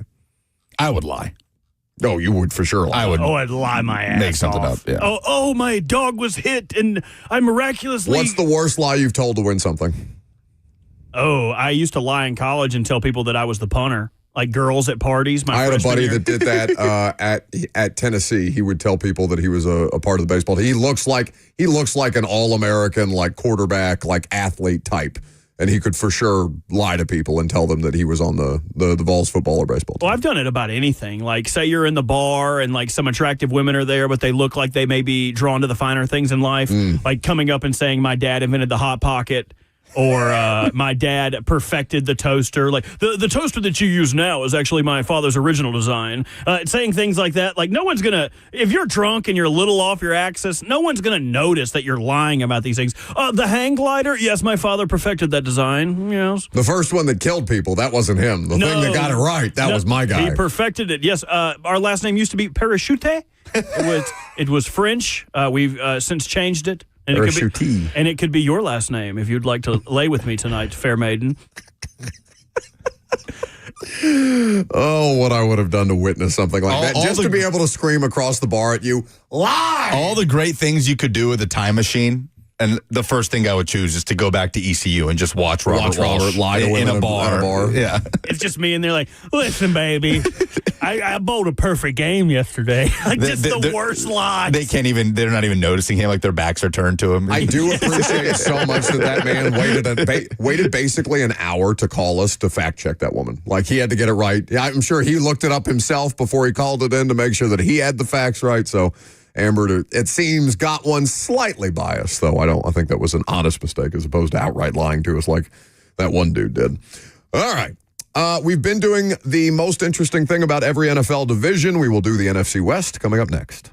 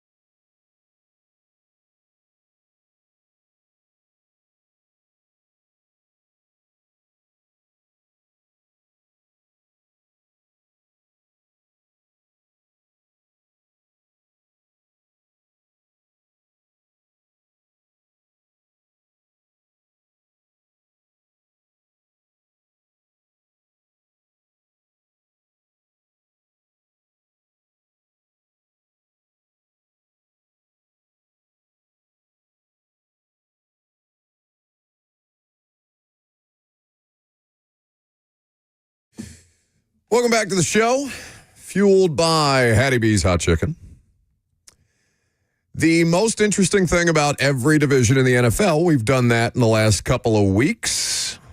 Doing the NFC West today, we also previewed with a little more schematic detail the NFC West on today's episode of The Install. Robert, are you posting that today? Cosell's going down to O-Line Masterminds in Dallas this week, so he wasn't able to accommodate Thursday.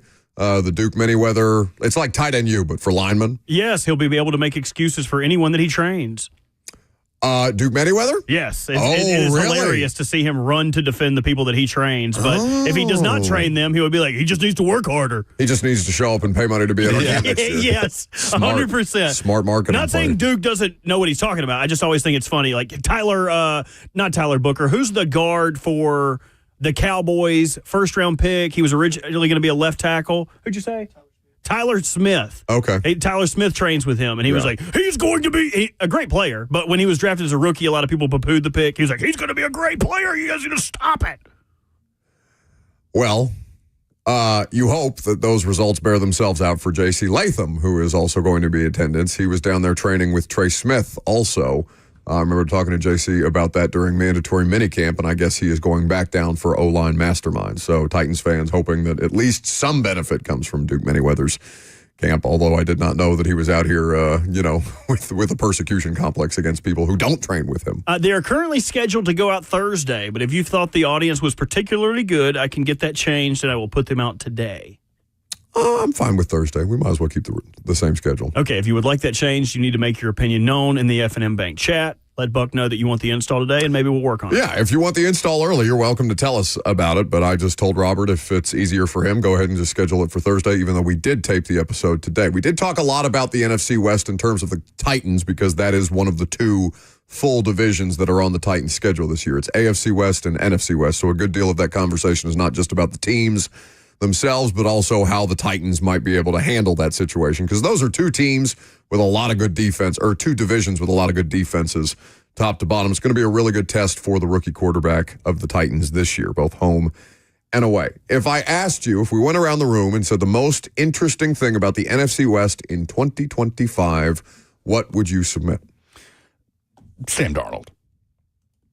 Okay. Easy. I don't think it's easy. To me, it's a slam dunk. And it's an interesting division. Like, make no mistake, the Rams and their potential to stay in that Super Bowl discussion, running it back with Matt Stafford, and the Niners' turnaround attempt after losing other parts and pieces, and the Purdy contract inflating.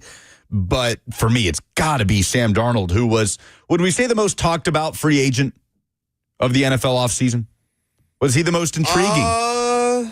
Most talked about in terms of what was going to happen to him. No, I mean Rodgers. Yeah, I guess Rodgers was, but okay, again, we do this non-Rodgers division. Important versus interesting, right? Rodgers the more interesting because he's Aaron Rodgers. He also has the ability to be more important. He does, but Rodgers feels like he's just like in his own category. No, I know what you're saying. Non-Rodgers division, I'll say Darnold. Probably, yeah. And he lands in Seattle in probably a worse situation with a worse offensive line and a worse array of weaponry. Definitively worse than his. I thought you meant in terms of like Seattle year over year. No, from going to Minnesota to Seattle, even though Seattle was not a bad football team, they have some things that are bad about them, but they still managed 10 wins last year. So Darnold, as one of these faces of quarterback reclamation project in the NFL, trying to do it with a worse situation in a different place in Seattle, is fascinating to me under a head coach who now is in his second year directly tied to Sam Darnold. Robert? For me, I'm going to have to go with the 49ers. I don't think there is another team that is betting on the health of often injured players than the 49ers are. Especially coming off a year where they just got beaten down by the amount of injuries that they sustained. Right. So, I mean, Trent Williams, not getting any younger, still excellent at his craft, arguably the best left tackle in the game, but is getting older. At some point, that is going to catch up with him. Brandon Ayuk coming off a couple injuries. Can he stay healthy to now be the number one with the Deebo Samuel departing? Pearsall and Juwan Jennings. Right. So, and then on the defensive side, he just yelled Juwan Jennings with his microphone off. It happens. So, also losing 8. He's loud enough that my mic picked him up. so many people leaving in free agency as well. They were pillaged in free agency. Travarius Ward going to the Colts. Javon Hargrave going to the Minnesota Vikings. Leonard Floyd going to the Falcons. Dre Greenlaw going to the Broncos. Hufanga going to the Broncos. Like they were just stripped down to the barest parts. The good thing about the 49ers are they're a pretty good drafting team. So they have supplemented this roster with a lot of young draft picks. But getting them to reach the other side, getting them to reach the potential, are they able to do that while still banking on age and now paying their quarterback like a franchise quarterback? Very defense heavy in their draft. Oh, very they defense heavy. They didn't pick an offensive player until pick 138. Yeah, their emphasis was clear and obvious on the defensive side of the ball this offseason. And they were down uncharacteristically. Like San Francisco has done a really good job supplementing their defensive line talent, I think, more than any other team, to the point where they can trade away a DeForest Buckner to the Colts a couple of years ago and just continue to replace it. They have poured as much first-round draft capital into that defensive line as any team you would probably find in the NFL right now. Shout out Jordan James, the Oregon running back, former Oakland running back here locally. Niners, remember Jordan Mason played really well in place of the injured McCaffrey last year, Gallatin High School. Local guy. Mason goes over to Minnesota, and the Niners keep that Middle Tennessee running back pipeline going with Jordan James selected at pick 147. And Kyle Shanahan, his teams are very seesawy. If you go back to the beginning of his tenure with the 49ers, 2017, they finished fourth. They finished third. Then back to the top of the seesaw, they finished first. Back to the bottom of the seesaw, they finished fourth. Back to the top of the seesaw, they finished first 2 years in a row. And then this last year, back to the bottom of the seesaw, they finished fourth. They are a all or nothing, boom or bust, win or lose indefinitely team. So they will either be the best team in this division or they will be the worst team in this division. And there is no in between. D Squared on YouTube brings up, Robert, you didn't even mention McCaffrey as an oft-injured player that they're relying. I didn't name, and we only get so much time. This is our shortest segment of the hour. You guys just sit back there and don't take that out on me. I'm taking it out on you. You're the one that brought it up. It could have lived in the ether until you spoke life into it. You can see the bottoming out, though, right? Like, it could happen. San Francisco? Another terrible injury season for McCaffrey. George Kittle turns 32 this year. No, because their bottoming out was last year. They're I almost look the Titans when they lost 7 games in a row, and then they went on the next year and they were 6-11, right? Like that was bottoming out for them. Truly bottoming out. They weren't the worst team in the league. That was last year. The Titans bottomed out last year. I don't think I give it Shanahan enough credit to where I don't think they're ever going to be one of these truly bottoming out leagues. Like after the Rams won the Super Bowl, they won 5 games. No, when I say bottoming out for the Niners, I mean a season similar to last year. 6 wins in that range. Sure. If they are as injured as they were last year, then it is easy to foresee. The most interesting team in this division, though, is the Cardinals. You picked the least interesting team in the division. No, by a mile. By a mile. Because do you know what their degree of difficulty was by strength of schedule last year? The Cardinals had the number 1 toughest schedule in football last year. They were 6-4 through the first 10 weeks of football. They finished 8-9. So not a lot of people seeking out Arizona Cardinals games. That is not one of the biggest fan bases in the NFL. But there is not a team, save the Jacksonville Jaguars with Trevor Lawrence, with a number 1 overall pick at quarterback that I still don't know enough about. And Kyler Murray has been in the league for quite some time. Since 2019, Kyler Murray has been the quarterback of the Arizona Cardinals, and I still don't know what he really is. That variance, compounded with the idea that they're on the Titans schedule, so I'm obviously going to pay a little closer attention to them, with a defense. You want to talk about defensive overhauls? Look at what the Cardinals did this offseason. They turned over basically the entire defense. Josh Sweat comes in. Their D-line was terrible last year. Their D-line, that's the biggest thing, and they're banking on a guy like Josh Sweat to come in and be more than a role player than he was in Philadelphia. That's one of those make or break type signings, or the difference between them being mid again, average again, or special. I think that the Cardinals, of all 4 of these teams, have the widest amount of variance here. Oh, man. Because we expect the other 3 to be good. Yeah, we do. There are no expectations of the Arizona Cardinals, which is why I think they're a science experiment. I think they're the most interesting by a mile. They're just, they might be the most, they're just kind of there team in the NFL to me. Like, yeah, Cardinals are over there. Yeah, but when you draft, Walter Nolan was their first-round pick. They got Will Johnson, the injured Michigan quarterback, in the second round, who arguably could have been a top 12 player, depending on which talent evaluators in the NFL you talk about. Jordan Birch, the Oregon defensive end, and Cody Simon. You want to talk about teams that spent all of they didn't pick an offensive player, Lucas, until the 6th round. Yeah, and I hear what you're saying about the quarterback, and Murray's been in it for a while, and can he win a playoff game? He's fun to watch, but there's so many number one picks at quarterback that we don't know enough about yet, right? There's Bryce Young, there's Caleb Williams, you mentioned Trevor Lawrence. Kyler Murray's not more interesting to you than Bryce Young? I don't care about the Carolina Panthers at all. Yeah, but that's the thing. The Panthers and Cardinals are kind of in that same category to me. Like, yeah, they're just kind of there. No, but the Cardinals are a good team. They're a better team, yes. 615-737-1045 is the number. Jeffrey Simmons, where does he rank in the NFL's top 10 defensive tackles list? We'll tell you next.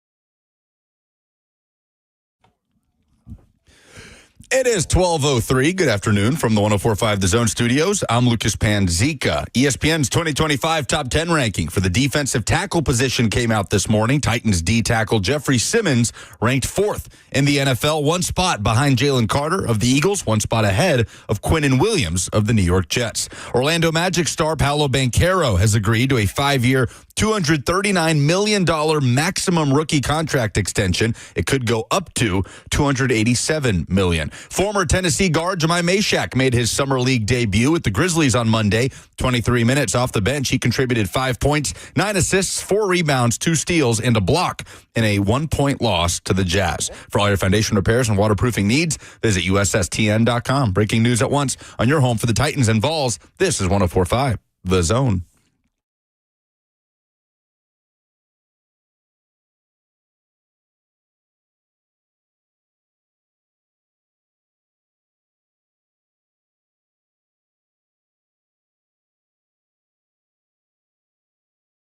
We are in the thick of the list season. July the 8th means that we are still quite some time, not too far away from training camps opening around the NFL, but we've still got a little more time to kill, and that's what the lists are for. So, we mentioned yesterday was the running back list.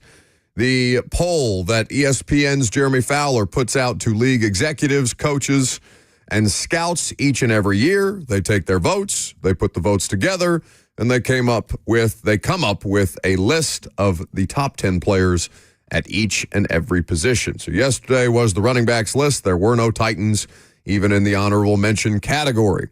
How many players? 21, you said? 21 players at the running back position got votes, and none of them were Tony Pollard. Correct.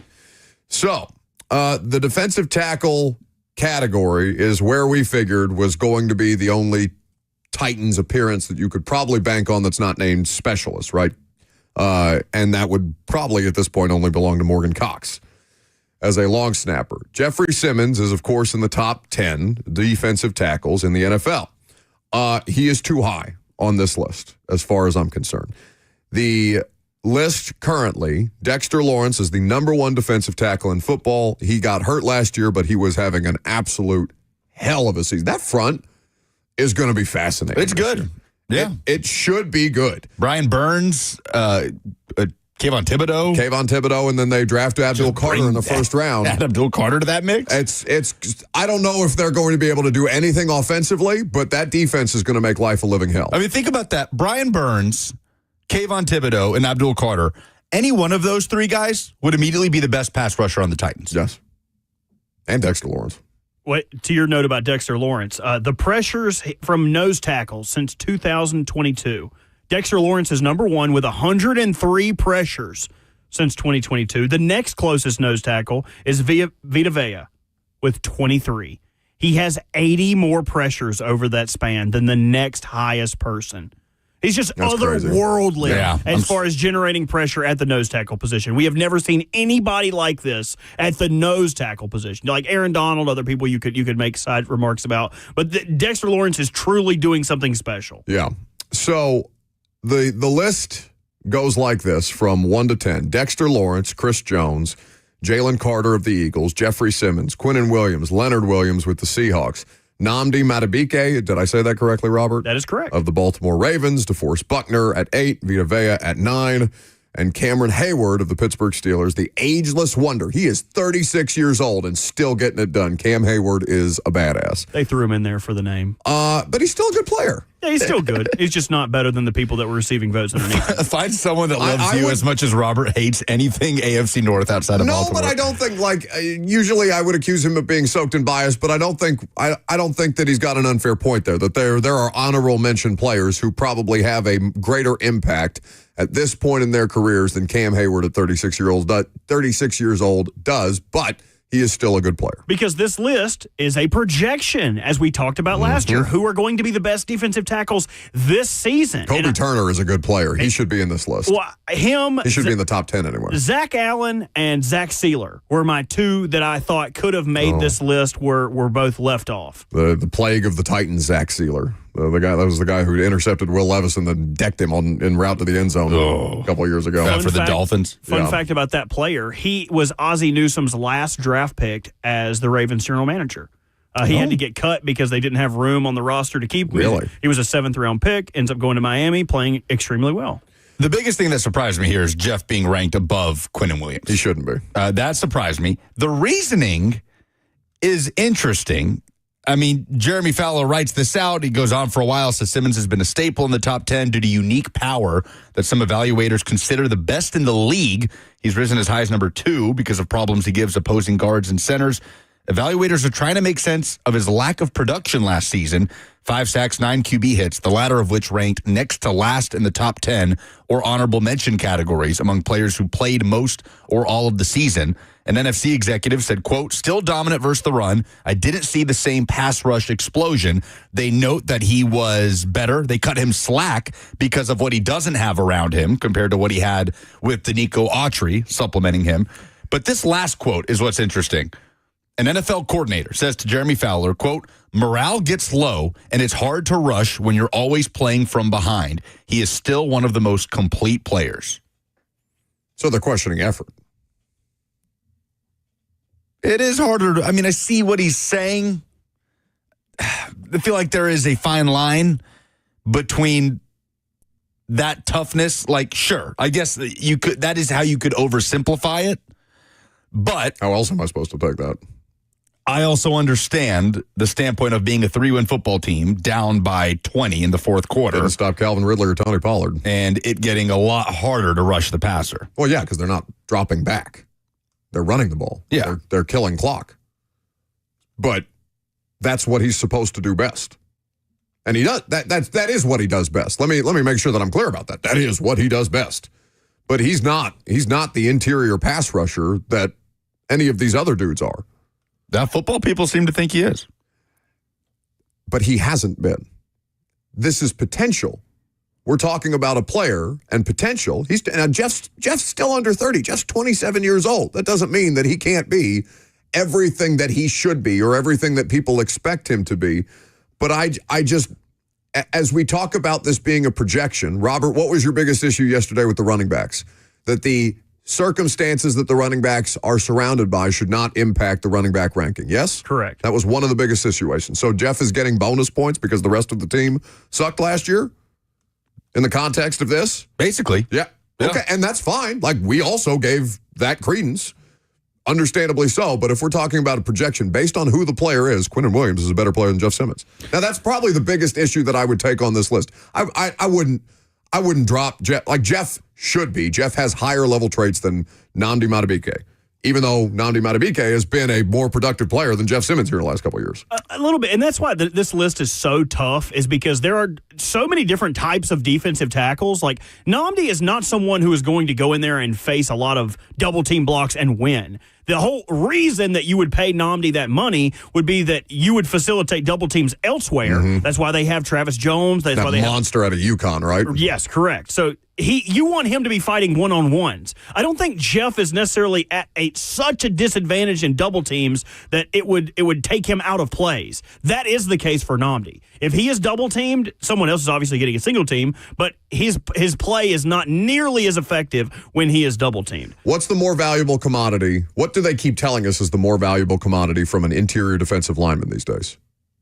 Pushing the pocket. Pushing the pocket. Who's a better pass rusher, Quinnen Williams or Jeff Simmons? Quinnen Williams. Quinnen Williams. I would say so, yeah. Jeff is better against the run. He hasn't been that much more productive than Jeff. I'd be interested to pull up the pressure numbers. But his win rate is better. But, yeah, sack numbers have been fairly even in the last couple of years. Quinnen Williams' peak, better than Jeffrey Simmons' peak. He's had a 12-sack season. He's had that double-digit sack season that Jeff has not had. But I would be interested to look at the pressures between the two. I also, and I know this is a projection, I get it, I have a problem with Jalen Carter being crowned 3 this early after the very pedestrian year that he had. And pedestrian is probably going a little too far, but his win rate, 8.8%, and he had 4.5 sacks. He had the 4th most pass rush snaps at the position in the NFL last year, with very little to show for it. I would have him at 6 behind Jeff, Leonard, and Quinnen. I think that's fair. Jalen Carter has to do more before we can start to talk about him as an elite, because to be 3 is elite. And I honestly think Jordan, I could make the argument that Jordan Davis is more effective at his position, creating double teams so everyone else can have a single team, only for Jalen Carter to have an 8.8% win rate. That's a little tough for me. Derek Brown, also coming off an ACL, has a place in this conversation, even if he's an honorable mention type of player. I know he plays for Carolina, so a lot of people don't recognize that, but before he was hurt, he's one of the best defensive tackles in football. There's no question. I remember him going back to being a 5-star committed to Auburn. Yeah, so we'll see what becomes of him this coming year. But it is an interesting list, and like I said, I'm nitpicking to say that he's too high because I probably would only drop Jeff one spot. It's interesting, like how often, like Brian Baldinger, for example, Baldy's breakdowns, right? Mm-hmm. Jeffrey Simmons, very consistently featured in Baldy's breakdowns, where it can be a game the Titans got punked, the Packers last year, the Lions, whatever, and it'll just be this random play in the third quarter when it was a 20-point game and it's going away from Jeff, where he just absolutely demolished the guard in front of him, but it's not a pressure. It's not a hit. A running back down on a screen or something ungodly. Yeah. He consistently pops up on those little breakdowns. So stuff like that he does away from the ball that doesn't get to impact a game, so we don't see it as much. And impacting a game is what you're paid to do. So that can also be a criticism. I just always find it interesting how football people seem to be gravitated towards Jeff, and this definitely shows that. I'm only going to do the devil's advocate argument for the sake of this conversation, because I do think it's a fair point that you're making, but those are individual highlights as opposed to full game sample sizes. Oh, for sure, yes. So I think that Jeff's flash plays are as good as anybody on this list. Oh, yeah. I am completely comfortable making that argument. But what I get more out of Chris Jones on a down-by-down basis. I get more out of Dexter Lawrence on a down-by-down basis. And Jeff can flash, and Jeff can have highlights. But the thing that you want out of Jeff is you want that every week, every game, every snap. And I know that's a tall task, but it is a tall task to be talked about in the elite category, in the top 5 of any position. No, I mean, they note in here that they are cutting him slack for playing on a bad team without any help on the outside. I just don't think you should be. We can't have this conversation here, but we have to get out. I think this is worth having a conversation about maybe later in the week. Hayden Stone brings up, need to move off Big Jeff before it's too late. Would Titans fans rather hold on to him until his value dissipates, or like a Jarrell Casey situation, or trade him now while he has value? Minnesota wanted him last year bad, but he was injured, so I think the most that they were the highest pick that I heard for Jeff was a 3rd. And I don't even think they really entertained that. And that was trade deadline. And as the years move on, his contract becomes more acquirable. But don't want to have that conversation here. We can definitely do that later in the week. Okay, very good. Joe Willis next.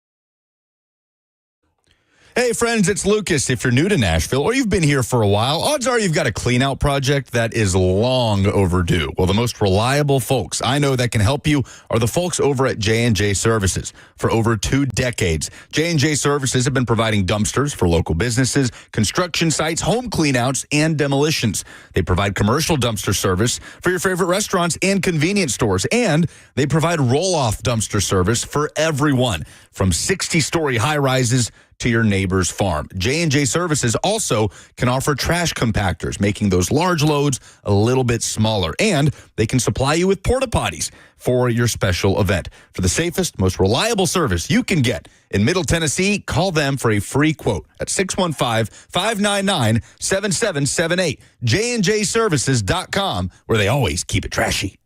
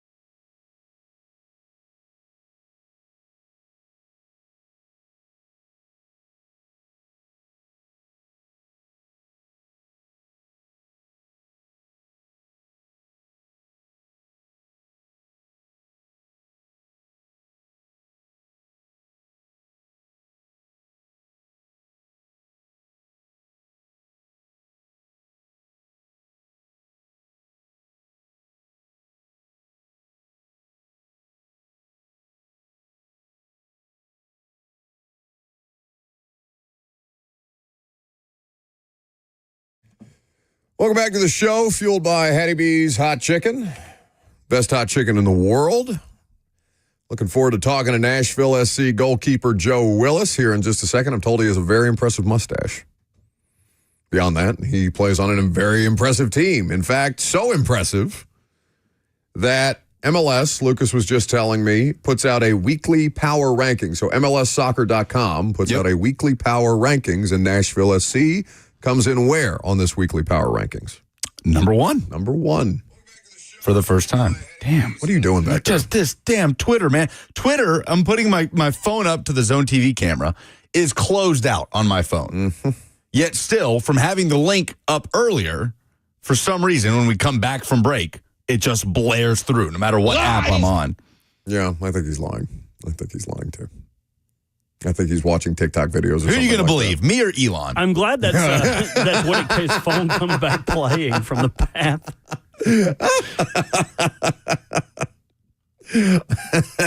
Elon. I don't know, maybe Elon. Honestly, based on your and my history, Elon is probably a safer bet. But yeah, I don't want to, turn this into something that's strident and obnoxious or whatever. But I feel like if you're somebody who actually cares about the state of professional sports in the city of Nashville, Tennessee, and you are comfortable denigrating what Nashville SC has done because you don't like soccer or you're not necessarily prone to watching soccer, and even if you haven't, just because you're not interested in picking up another streaming subscription, which is completely understandable given budgetary issues and whatever the case may be, I just think you have a hard time calling yourself a Nashville sports fan if you are not 100% on board with a team that maybe they're not number one in the standings in Nashville SC, but power rankings could be subjective. And knocking on the door, though. They're badass at this point. We're having fun. Speaking of, you're having a good time. The city is having a good time, and Nashville SC is looking to keep the momentum rolling. Nashville goalkeeper Joe Willis joins us now on 104.5 The Zone. Joe, thanks for doing so. Just the atmosphere is, I guess, the place that I'd like to start with what happened on Saturday night against the Union. It's the second consecutive shutout for you guys, which has to feel pretty good as a goalkeeper. But how good was it to get back at home and to see the way that the crowd kind of helped you guys through what was a really entertaining game that ended in the 1-0 result? Yeah, it was incredible. We've had a lot of road games lately, so to get back at Geodis and see the fans show out for a huge game for us, it was incredible. Honestly, I think when Hani scored that goal in the last minute, that might have been the loudest I've ever heard it. So we are incredibly grateful to all the fans who showed out, and it definitely helped push us, in a difficult game against a good opponent. You go down a man. Sometimes you need that extra little push, and I think the fans brought it for us. And Buck just mentioned it, Joe, the back-to-back clean sheets, including on Saturday, now 3 of your last 4 games. You've had that 0 for the opponent on the scoreboard. I always wonder from a goalkeeper standpoint, because strikers will always say whether they score or they don't score, you're just happy for the win. But you know that you get that little extra feeling when you score a goal and you get the 3 points. As a keeper, how much better of a feeling is it when you win and you get that clean sheet to back it up as well? So it is nice to keep a clean sheet, and it looks good on the score sheet. But ultimately, I mean, I would rather win 5-4 than to tie 0-0. So it's nice, but it's not the most important stat.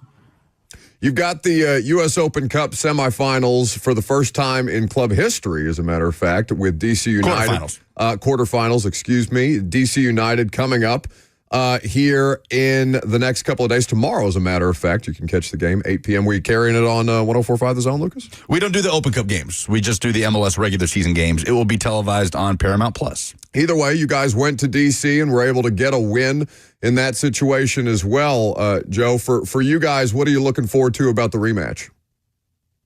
Yeah, we just, we've played them twice this year. Obviously got the win last time we played there. So it'll be a very similar game, but with minor tweaks. We're looking at some video of what we did well and what we can improve on, and, working out a game plan from there. And I think it'll be a good test for us. It's a different type of game being a knockout tournament style. There's a potential for extra time and penalties. So all that factors into how we're going to go about it. But we're a team that's playing with a lot of confidence right now. And so we're excited for any opportunity to get another win. Nashville SC goalkeeper Joe Willis here with us on 104.5 The Zone. So, Joe, Walker Zimmerman obviously has not been with you guys for long stretches this season. I know earlier it was the concussion, and then in this last stretch, it's been the Gold Cup off with the U.S. men's national team. But Jason Palacios comes over in the offseason from Colombia. He slots right in with Walker gone, and you guys haven't really skipped a beat at the back. I'm always fascinated by this with soccer and the interchanging cultures in any given dressing room. As Palacios comes over, and I know he's working on his English and he's gotten better with it, and some of you guys have kind of flexed your Spanish a little bit. Some of y'all have been taking lessons there at the facility. What is the communication like going from Walker Zimmerman, your team captain, American international, to Jason Palacios coming to a new country in a new league? And why would you say you guys haven't skipped a beat in that regard? Yeah, there's always, a language barrier can be an issue at times. Communication, especially in the back, is really important. But I think the most important thing is playing football. So I think that you can overlook a lot of the language difficulties when you just are all on the same page from a sporting perspective. And that's a huge credit to our coaching staff and what BJ has done. We are so drilled in very detail-specific styles of play and what we want to accomplish on the field that, soccer is a language of its own. And I think that kind of takes over whether you can actually speak to each other or not. We've always kind of had this mentality that guys are going to get injured, guys are going to go away on national team duty. But we're the same team no matter who's on the field. And I think Jason has really embraced that idea and has put the work in to understand our style of play. That's another thing that people don't really think about too much. The language barrier is one thing, but coming into a new league completely where the style of play is different, coming into a new team can always be difficult whether you speak the language or not. So I think he's done really well to take it all on board and he's slotted in seamlessly. Joe, I just think that's insane, though, the idea that a language barrier, that you guys would find a way to make it at least seem seamless while working through a language barrier as teammates. That's insane to me. Yeah. I mean, credit to him. He's learning English. I know a little bit of Spanish, enough to get by on the field. Jack Mayer's been taking Spanish classes. His Spanish is still brutal, but at least he's putting the effort in. So it's been good. Is he the worst Spanish speaker among you as you guys look to assimilate a little bit? Probably. Okay. I would say yes. Not only in his lack of knowledge of the vocabulary, but his accent. It's just the most gringo accent you've ever heard. Why is it always Jack the one taking shots from you guys, man? It's ruthless. Because we love him, and he's an easy target. If there is a common denominator there, there's probably a reason. There's probably a reason why. Hey, he's had a fantastic season as well, right next to Jason Palacios there on the back line, or Walker Zimmerman, whoever it might be. Nashville goalkeeper Joe Willis here with us on 104.5 The Zone. So, Joe, obviously you guys are focused on Wednesday in DC United, U.S. Open Cup here at Geodis Park. But then on Saturday, of course, you go on the road. You're back in MLS regular season play at Inter Miami. Now, the Lionel Messi and MLS thing is no longer this shiny, new, oh my God, can't believe his here thing that it was 2 years ago. We're used to it a little bit by now. You've gone up against him and this Miami side a few times by now. I'm curious, for the best player in the world, arguably the best of all time, how have you gone about, what's your evolution been of preparing to face a side that has Lionel Messi in the lineup? How has that kind of evolved over the last 2 years for you? Yeah, I mean, you always have to be aware of him for sure. He's obviously the best player of all time. So he can do things that other people can't. And I think you've seen later in his career, there are times where he can kind of disappear for 20, 30 minutes of a game and then pop up and do something incredible and propel his team to victory. So you can never take your eye off him, really. But at the same time, Miami also has several other very, very talented players, and they have a lot of different threats who can hurt you. And so you can't put all your eggs in one basket as far as focusing on just Messi. So going into this game, I think we're going to really focus on ourselves and what we've been doing well and what we can improve on, and not worry too much about Lionel Messi. We're going to worry about Inter Miami as a whole and focus on, playing our game the way we know how and looking more at getting a win as opposed to shutting down this one guy. Hey, Joe, just wanted to slide in here real quick and get a question. Nobody said you could talk. What? Come on, man. Joe, don't let them embarrass me, because I did want to get to something pretty important. Joe can't even with you. see you. That doesn't matter because he can hear me. He can hear the dulcet tones. And I wanted to bring this up because a lot of people, when they talk about goalies, they want to talk about the hands. How good are the hands? But I think you and I both know it's what's going on between the shoulders. The mustache, and you have that in spades. Like with all of the great mustaches through history, Tom Selleck, Burt Reynolds, Teddy Roosevelt, Yosemite Sam. Is there one mustache that Yosemite Sam, a good one, that sticks out to you as a mustache you looked up to, that you would like to acquire, you aspire to be like? I mean, that's a great question. I probably have two mustachioed role models in that aspect. One would be Daniel Day-Lewis in There Will Be Blood. Oh, yes. Everybody in their cars driving around listening to this, everybody on YouTube just nodded their head in agreement. Elite. Just an incredible mustache. And then number two for me would probably have to be Wilford Brimley. Always so loved good. Those diabetes commercials when I was growing up. Lucas was going to Google it because he didn't immediately recall. But you know who he was talking about.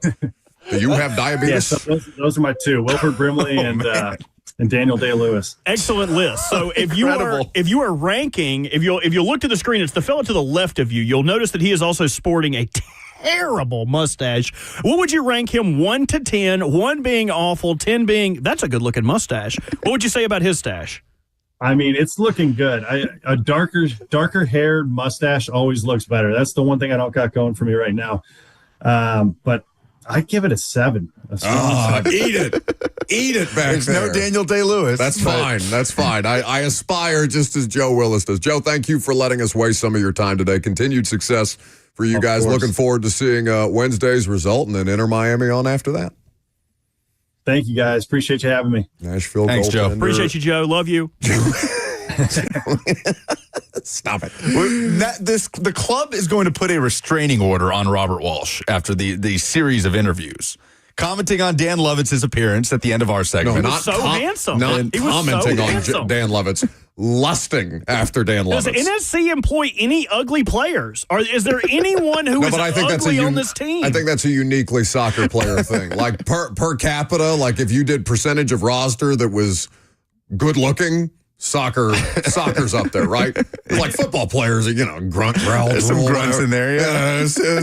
Soccer players are sleek, they're athletic, they do a lot of running, so there's not a lot. There's not fat 300-pound soccer players like there could be in football. There isn't a fat soccer player. There isn't like a Big Papi or what was the Mets pitcher? Bartolo Colon. No. There's not a Bartolo Colon of soccer. That's tough in a sport where you might be running 8 miles on any given day. What are you talking about? Bartolo Colon have a heart attack. Fat people that run. You also don't have like 7 gangly 7-foot Chet Holmgrens out there too. You know what I mean? Like everybody's look like mutants between like 6'4" and 5'10". But to the language barrier thing, like that's that stuff, insane. It's fascinating to me. Like Ron Slay talks about it all the time when he went to go play in Italy or in Turkey. He doesn't pick up the language to where he's fluent. He picks up some things here or there. But listening to Slay talk about how a coach would give a pregame speech in Italian, and he understands because it's just, but it's basketball. Yeah. It's so funny how just the humanity of the sport can translate across languages. It's such an interesting thing to me. And in soccer, it's a challenge that teams and players and coaches face more than any other sport on the planet. Duck falling with arguably the best submission for the best mustache out there. Bob Mueller at WKRM. Oh, incredible. News 2. Best 615 mustache. Robert, I've seen better. Do you know who Bob Mueller is? I need you to Google this right now, and you tell me, because you're saying you've seen better without actually looking at Bob Mueller. You have to understand that this is like a candidate for the most interesting man in the world. He goes out there wake surfing on a regular basis. Yeah. Bob Mueller is a man about town. He's an excellent interviewer. He's been a staple of the Nashville local news scene for 25 plus years? Well, we are so blessed in this town to have two legends of Nashville television with unbelievable mustaches. Bob Mueller and Leland Statham. Oh. Both. Like those two. Taylor is shouting out Philip Forsberg in the FNM Bank chat. Forsberg deserves fantastic mustache. Some love here. Who's the best one on the Titans? Do the Titans have like an elite mustache? Oh. It was Vrabel, which you've been trying to cosplay since he left. Lawan had one for a while, but I don't think he ever had one as a player. I don't know. If there's not one that like immediately jumps to mind. No wonder they won 3 games last year. Oh, just a lack of elite mustache? Oh, Traylon Burks, didn't he have the chops? Didn't he have a big, thick-looking mustache? Like the hair was hanging over his top lip? He had like the But I think he had the chops, right? Like on the side too. He had the Triple H where it came down off his lip, the waterfall. Okay. Traylon had an incredible. Look at the picture that everyone was saying his child was a white baby. That is the picture that I noticed that he what? That's how you would know it. Look at that photo, and in that photo, it looks like that is the mustache I'm talking about. What are you alleging? I'm not alleging. That is just what everyone was saying about that. You know that his wife is, right? Yes, Who's everyone? You are making this out to be. I mean, you're the one who brought it up. It is a Twitter thing. On Twitter, everyone was like, "Why is that baby so white?" I don't know. All I'm saying is, look at that. Look at the mustache, and the mustache is looking luxurious. It would be Traylon. Traylon has like. Okay, I see it now. It's like it's almost Fu Manchu-esque. Colton Dowell also has a good mustache in his Titans roster photo. It looks like the V for Vendetta. Colton Dowell. The FNM Bank chat is correctly pointing out Jeff Fisher has the best Titans mustache of all time, and it will never be topped. No, I think that's fair. I think that's reasonable. All right, last call for phone calls. If you got them, 615-737-1045 is the number. I'm Buck Rising. It's 1045 The Zone.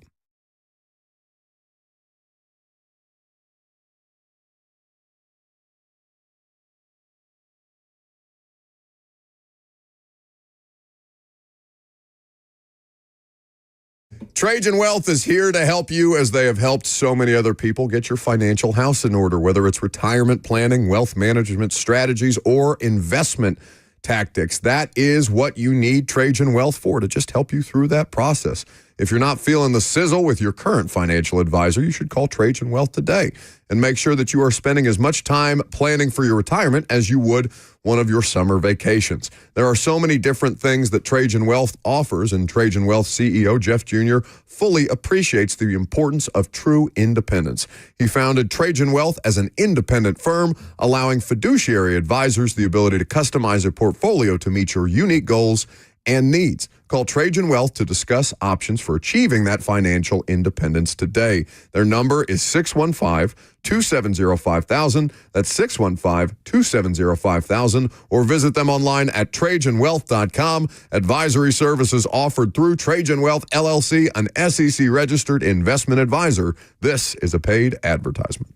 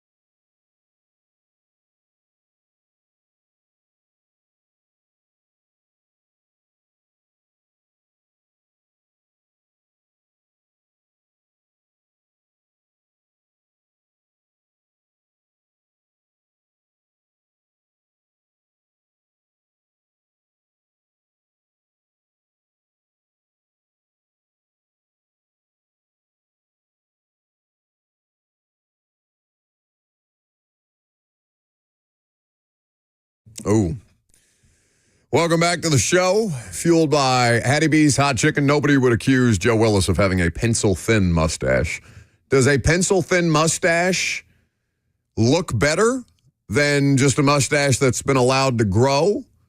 Because, like, when I go to the barber shop and I say I want to keep the mustache, they'll thin it up without, like, thinning it out, if that makes sense. Like, they'll trim it up without thinning it out. But I think that, you know, the if you just let the mustache go, I think it almost looks better than the pencil-thin one, the one that looks like it's been drawn onto your face. Depends. I don't know who the best pencil-thin Salvador Dali. It works for some people. I will always subscribe to Bryan Cranston's idea of what a cool mustache looks like. So when he was coming up with his character for Breaking Bad, he didn't want him. He was like, they were like, oh, he's going to have a mustache. And he was worried that he would look too cool in having a mustache. So they made sure that the mustache was very trim. It did not go below his lip, because anytime a mustache goes beyond your lip, it instantly looks cooler. Really? So his mustache was always about a finger above his lip. It was always shaved very tightly.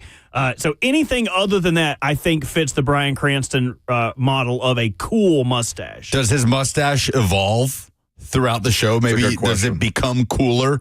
Well, he goes to the goatee late in this show. Right. That's true. It evolves into a goatee. I love that Joe Willis brought up Wilford Brimley. Yeah, that is the deep cuts of mustaches that Joe Willis had. I have got to find that Family Guy. I hate referencing things like this on the radio, but I chuckle. Buddy, I talked about that golf fight video that like maybe a couple thousand people on Twitter saw. Like he had those on hand. Like, oh yeah, Daniel Day-Lewis and There Will Be Blood and Diabetes. If you have the mustache, and this is something that you learn over time. Look, do you shave?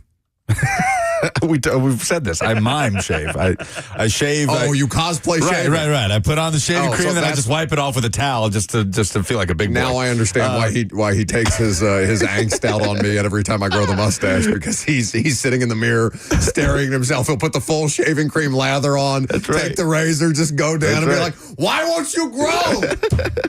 I can go like 3 or 4 days of not shaving and nobody would notice a thing. It's just patchy and just. I've always thought about. Should we do that the next time he loses a bet? We were just let it grow. Robert and I were talking about nobody's lost a show bet in a while, because on primetime we'll use that clip of him dressed as the lead singer from Korn. And we have not. None of us have lost a show bet in a while. I try to get Lucas to grow it out every day. When I see like his one after he shaves and comes in, you'll hear like pink. And that's like the one hair poking through his face. So like every time I hear that little pink noise, I want him to grow it out for like a month. And let's just see how patchy it is. When is your? I mean, you're not on camera for Nashville SC games. I won't be on camera, like an actual camera, not a Zone TV camera, until Friday Night Rivals, week 1 of the high school football season. This is perfect. This is perfect. I think week 1 you should have to wear. When's the next Megan 4 or against your attempt at facial hair? Oh, Megan not down with the facial When is hair. the next time? Do we have a window here where you will not see your lovely fiance for a period of time? No, I'll be seeing her quite a lot. We're going to Brazil for an entire week next week, and then we'll be back and forth. Convenient. Yeah, that's just too bad.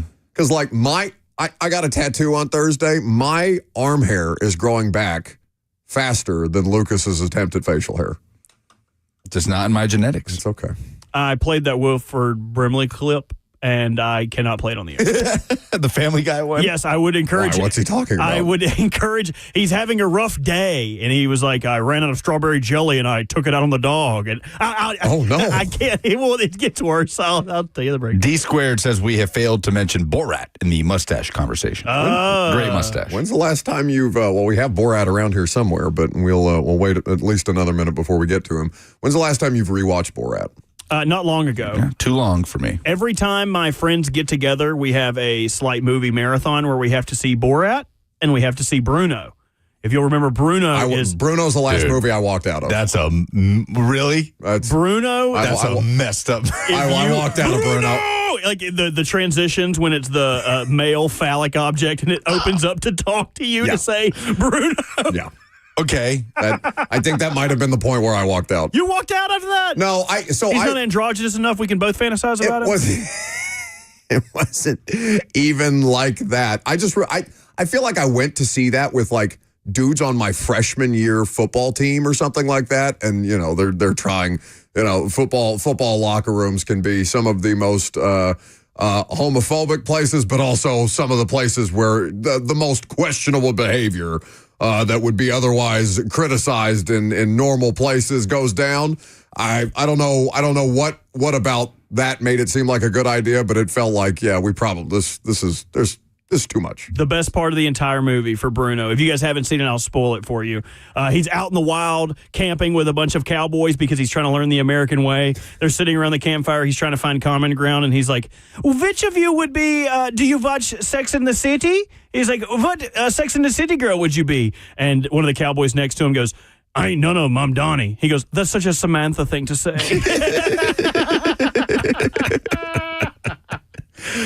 People are alleging that you're going to Brazil to get work done. No need. What would I be getting done? If you came back, facial hair implants? No. I mean, people go to Morocco to Turkey for that's what they say. For hair transplants. No, I'm going to Brazil to visit family and enjoy the beautiful country of Brazil. No, his butt cannot get any bigger. Yeah, he cannot go down there for a BBL. With that being said, we should go on a show field trip to Turkey for no other reason. Why are you going bald? No special reason. show the chat. No special reason. He just always wanted to go to Istanbul.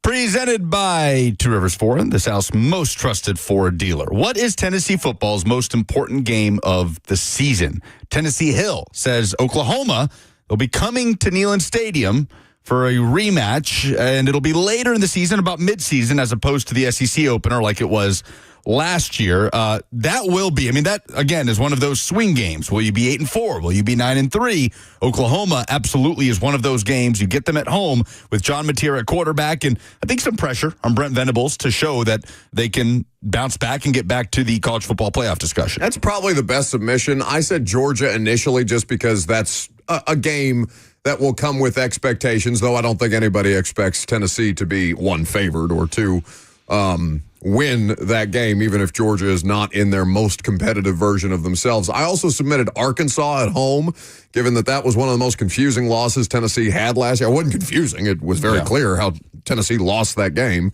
But one of the more perplexing results with a program that you should be able to beat, but there's no given, it seems.